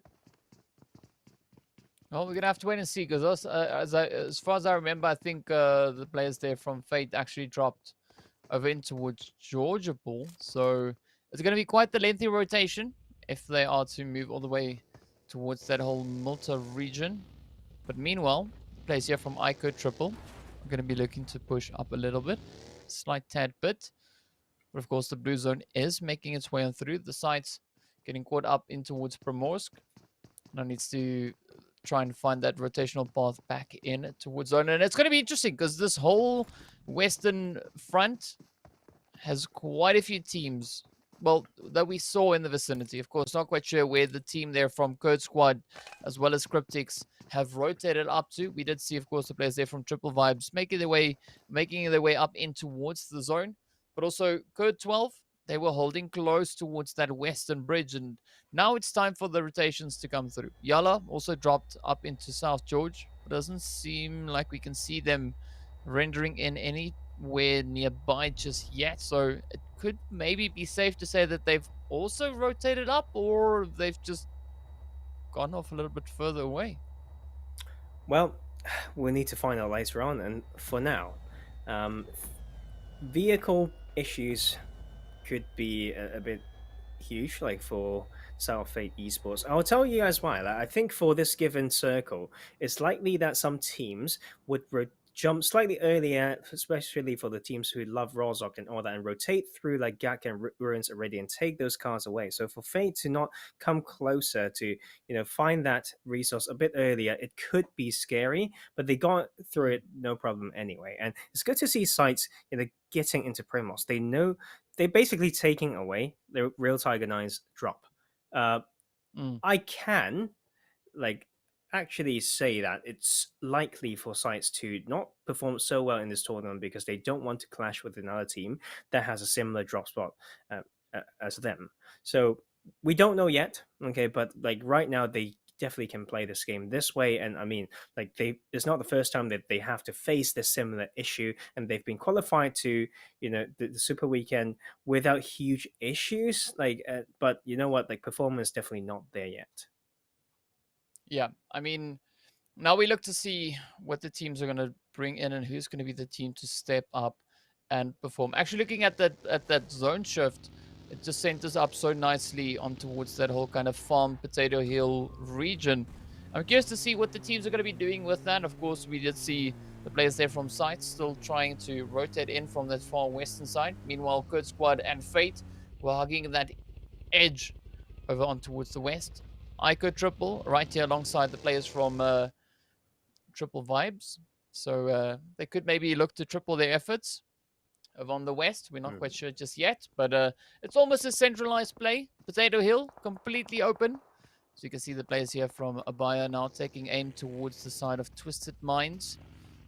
It's going to be just a moment, just a matter of timing until these teams start finding these engagements once again. But ooh, look at Galaxy Racer finding themselves right there alongside NASR, just a little bit further away. And this is where the action now just starts rolling on in.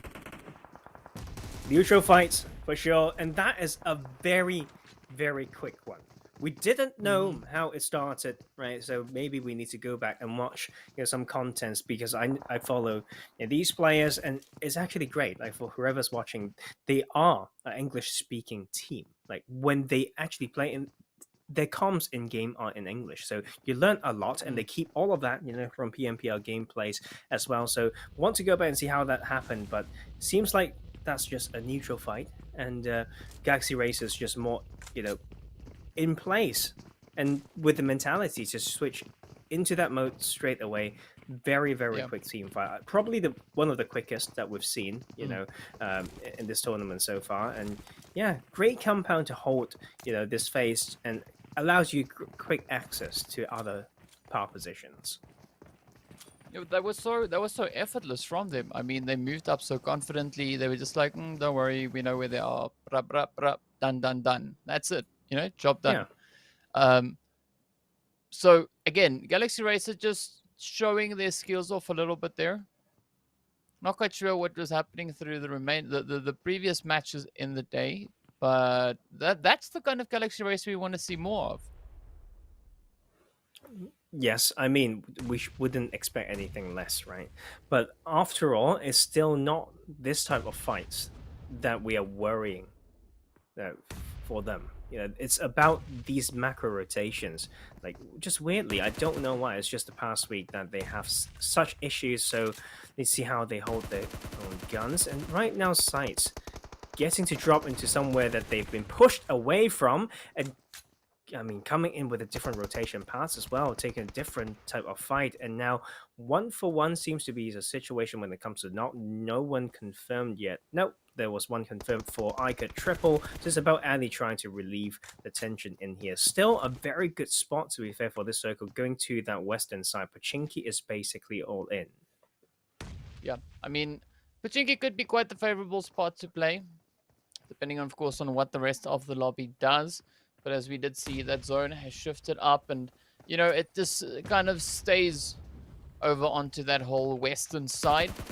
Now, this is where the players from iKURD Triple and SCYTES need to try and fortify this, because we see Galaxy Racing now rotating up on towards the north there, heading up in towards that church. And if iKURD Triple and SCYTES are not careful, that could be a very dangerous play for them. Hey, you know what? Like, I want them to win this, not just because Galaxy Racer needs some points, because this is their home. This is the home ground. This is Pochinki. So, yes, once again, see whether they can do what Falcons has done, which is to win at where they'd like to drop, right? So, of course, a little bit too early to tell in Phase 3 that it will go over to Pochinki, but, like, momentum do build through this mid-game. Yep, and then of course we still got quite a few teams looking to push in from that eastern side. Meanwhile, Fate going to be looking to show a little bit of dominance in center zone as Ragnarok comes through with the confirms on towards Ra'ad. A very tough start there actually for Ra'ad. They had such a beautiful game in the previous match that they played, but now here they come looking to move in. We see Delhub just inching his way up in towards the lovely Pochinki there. SCYTES keeping a very watchful eye. Dalhop needs to be so careful. It's the last remaining hopeful for his team. Razur has got that nade already cooking. Ooh, up it comes. It is going to be a very tough spot though. I mean, Galaxy Racer coming in with a spray down off the edge, providing Dalhop that opportunity to just quickly reposition up into the attic. SCYTES now just trying to clear out. Just to make sure that, you know, just to be safe. And I think that's a good approach. But they need to be so careful because this is still a very exposed position.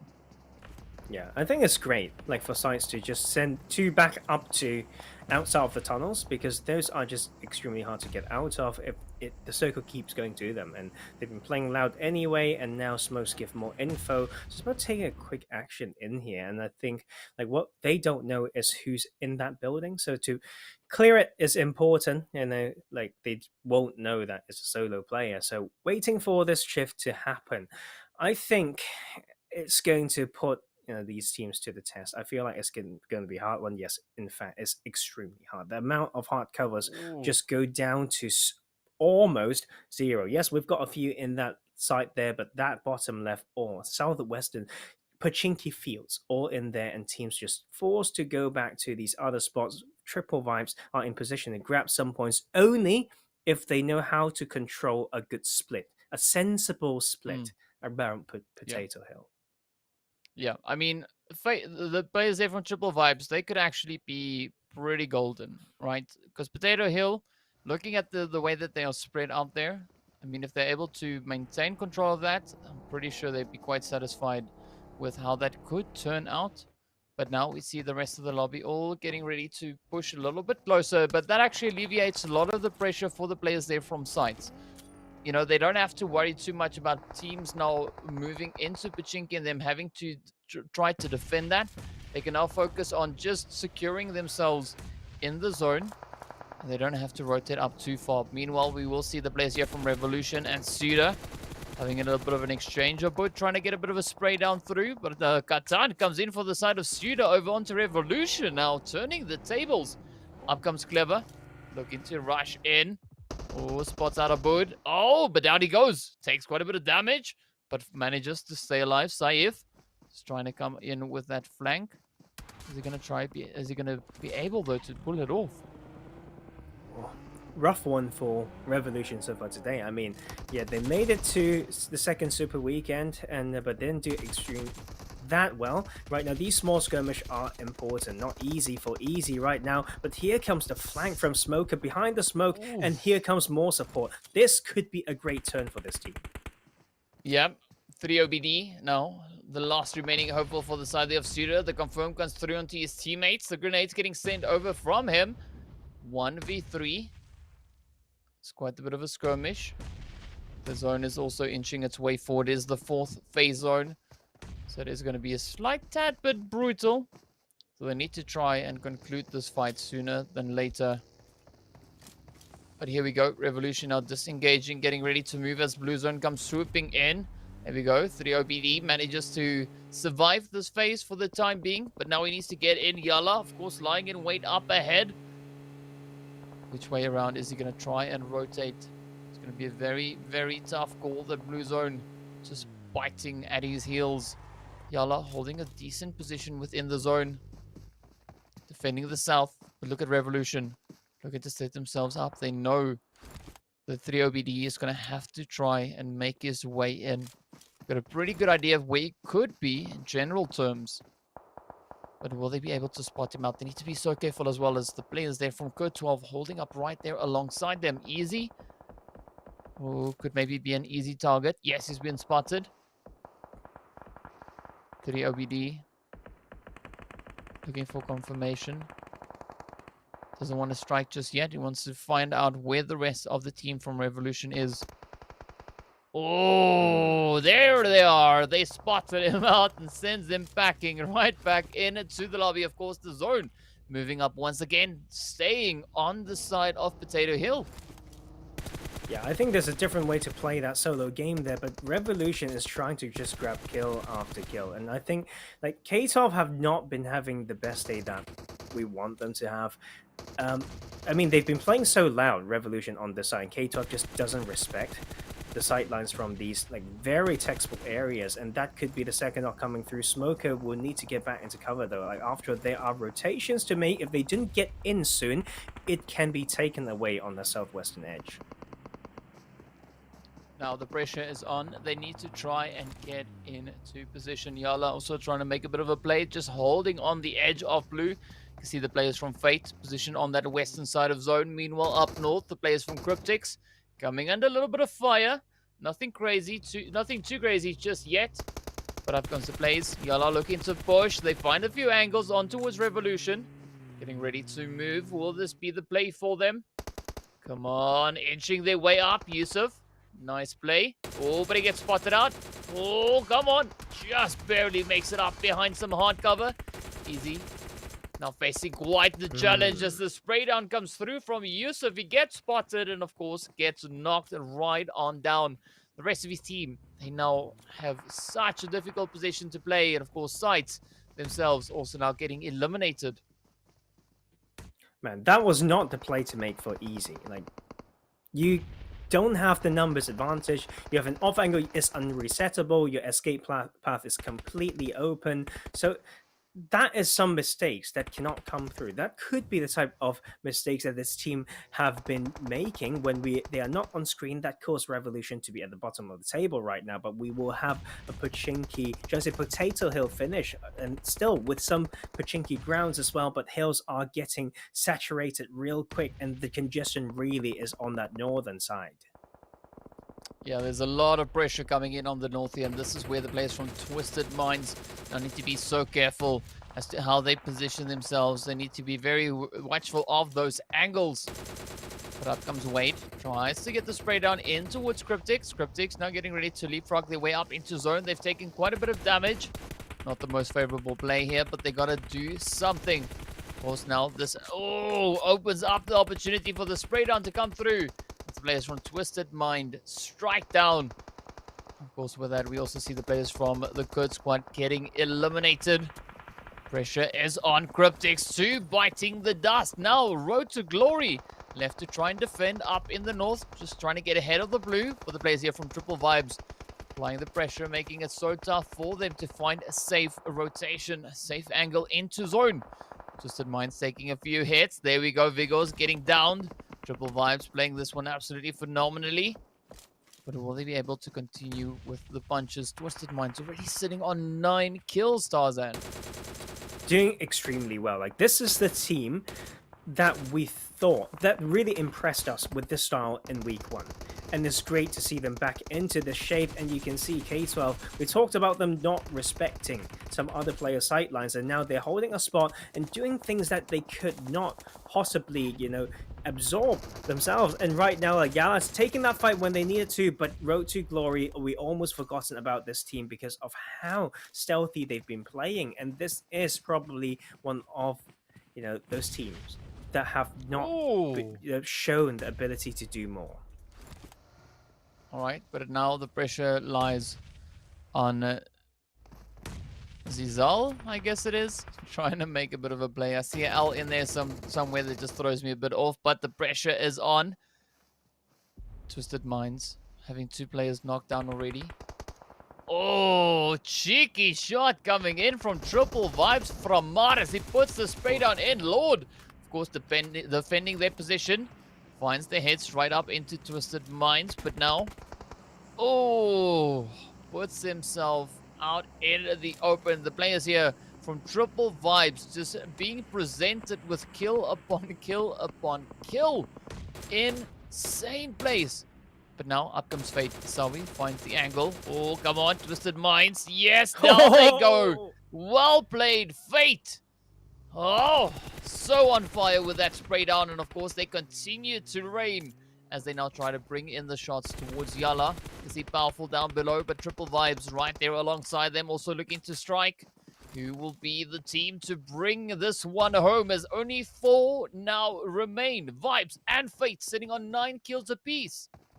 Man, like this, with this game, with this circle, Triple Vibes been given, the hopes to breathe, the room to breathe, and then we are allowed to think that they can still go into that super weekend. Yes, it's a little bit early, but like, we've got teams like Revolution, Road to Glory, and SCYTES who are struggling themselves through. So for Vibes to have this game is huge, to back at least 20 points in this, 10 kills, and now at least 23 points. Oh man, on fire, on fire. Well, so probably someone will be in fire when once the mollies start getting sent out. But of course, we're down to Yes. our final two teams. It is Triple Vibes sitting on 11 kills up against Fate, who's sitting on 10. Up comes the rush. It is a 3v3 fight to the finish. Toxin now getting rest up, but they lose their teammates as one shot gets a few shots getting sent his way. Azrael now just holding on the ridge. He's got Fate right in front of him. Toxin right there alongside him. Up comes the spray down. Is Sawi cooking up the nade? Sends it through. Will this be the one? Oh, takes a little bit of damage, but finds a beautiful one over onto its Triple Vibes. Fate now trying to get their health bars back up into fighting form as Ragnarok applies a nice med. Out comes the smokes. Just trying to obscure the vision. But Toxin and Azrael just holding on. Toxin finding himself actually in a fairly decent position right there alongside Ragnarok. It's gonna come down to fastest fingers first. Who can find those sprays? It is a snake fest. Oh, there we go. One for Toxin. He strikes. Nice. Come on. Tries to do a bit of a dance around the smoke. Here we go. Here we go. Come on. Come on. Fate versus Vibes. Who's gonna get it? It's going to be Triple Vibes. Is it going to be Fate? Up comes Reef. Azrael spots him. Looks to send it in. Come on. Oh. No. I think that's it. Down. Oh, come on. Azrael. Azrael. Oh. Finds one. Oh, but Fate swoop in with a 13 kill game. Absolutely insane stuff. Taking the winner chicken dinner, clutching it from the hands of Triple Vibes. Absolutely insane stuff there, Tarzan. A lot of good, moments when they strike at the right time in the perfect angle, and the team just weren't good in controlling once again a pocket of position. I think that is why they are sitting at a pretty high position when it comes to like top 3 and sharing the similar types of strength of top squads like Galaxy Racer. Yes, we don't speak about today yet, but also RICO Infinity team, like showing that type of ability, like being able to be the team that comes in with kills and good rate of survival and then big games from a very congested position. So a great game for them, and we never really doubted them, like to be fair. Like when it comes to these certain macro players, especially on this map, it's good to know that they can play those southern circles with proactive early rotations, but as well as this type of skirmish, this cluster fight on that main island.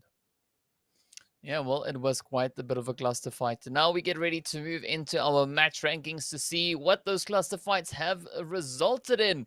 And of course, we see the players there from Fate taking the top spot with 13 kills on board, 28 points. Triple Vibes finishing strong in second place, 11 kills. And of course, Twisted Minds.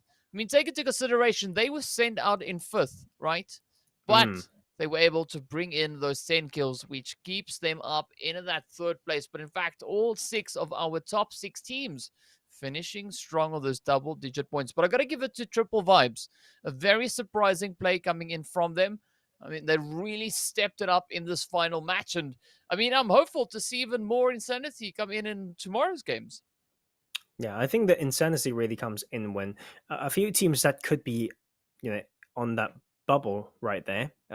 Rad would be one of them, and they are doing great so far. We've got ABIAH, and then also just ABIAH and Triple Vibes, I would say, 2 teams that have dropped out of some like super weekends, now having some buffer of points. That ABIAH is practically in, right? If we look at the previous points in the previous week, so it will be about 2 teams, I think in particular 3, I would say, like SCYTES, Road to Glory, and Revolution to bounce, because they were in that, on that list that we were, thinking that they could struggle to bounce after like rough days, rough weeks, and they are still there. So, you know what, like need some hot fix really is just 1 day, 4 games for those teams to make sure that they don't get completely eliminated from the tournament. Well, speaking about hotfix, right? I got to get my hotfix in with regards to MVPs. We got to see who the MVPs are for this match. And of course, there we go, moving in. As we can see, Reef coming in from the side there of Fate, finishing strong on 4 kills, 838 damage being dealt. Toxin taking that second spot with 2 kills and 862 damage. But of course, Isawi also makes it onto the list with 5 kills and 554 damage dealt. So a really strong game for the side there of Fate. But now to see just how strong it has been for them, we need to see what the overall rankings look like. And as we move up, Ra'ad manages to hold on to that top spot. Fate hard on their heels, coming in second place, trailing only by 3 points. And of course, a really good day for the side there of ABIAH as well, finishing in that third place on 49 points. But even YaLLa comes in also on 49 points, but no chicken dinners for them. So again, good consistency from the side of YaLLa. Yeah, I think the thing with YaLLa Esports is we always expect them to be in the top pack. And that's the key issue. Like last week, they got into Super Weekend and the league points were, I think, 51, if my memory serves me correctly. So they made it in, not the most like flashy Super Weekend, and now they are doing better in this week. But it's really those commanding huge wins that that we expect from this squad. Like 2 splits straight, like season 1 and 2, we are waiting for them to have these games. And this season so far, there's just one game, like the game that they play as a trio, but eventually taking that chicken dinner in the Super Weekend. Other than that, we are still honestly expecting more. Yeah, we're expecting the YaLLa team to step up and just remind us who they are. But of course, looking onto our second page, here we have only an 11-point difference between 9th place and 16th place. So tomorrow's going to be quite exciting to see what the teams are going to bring. I mean, the points are still looking pretty close. All right, the second page looking pretty tight. But now as we move into our last page, this is where the teams just start to drop off a little bit. I mean, there's a 9-point difference coming in between 16th and 17th place, and then only a 3-point difference between 17th and 20th. So the teams definitely still have the ability to advance onto the second and potentially even that first page, but it's going to take a lot of focus coming into tomorrow's games. They need to play textbook PUBG, like you've been referring to this textbook so much, right? You want to read it as well, just out of curiosity, because I never got mine. I think it got lost in the mail or something. But I'll write you one. You know what? Like speaking of that as well, like KURD 12 is a team that plays. Let's just say textbook. Like the rotation style has been like stronger for them, and they are one of the two surprising teams to be in the bottom of the table. One, of course, Galaxy Racer, but we are not entirely worried about them because they have a distinct style. They can bounce. Like we're not worried. Okay, but KURD 12 as a team that has one of the biggest placement point to kill point ratio, they are now at 5th place according to Super Weekend points. They did not miss one, but 147 placement points, 101 kill points. Rather low compared to the teams that's close to them. So when they are relying on that style, and sometimes for the tough zones that we have today, that could be why.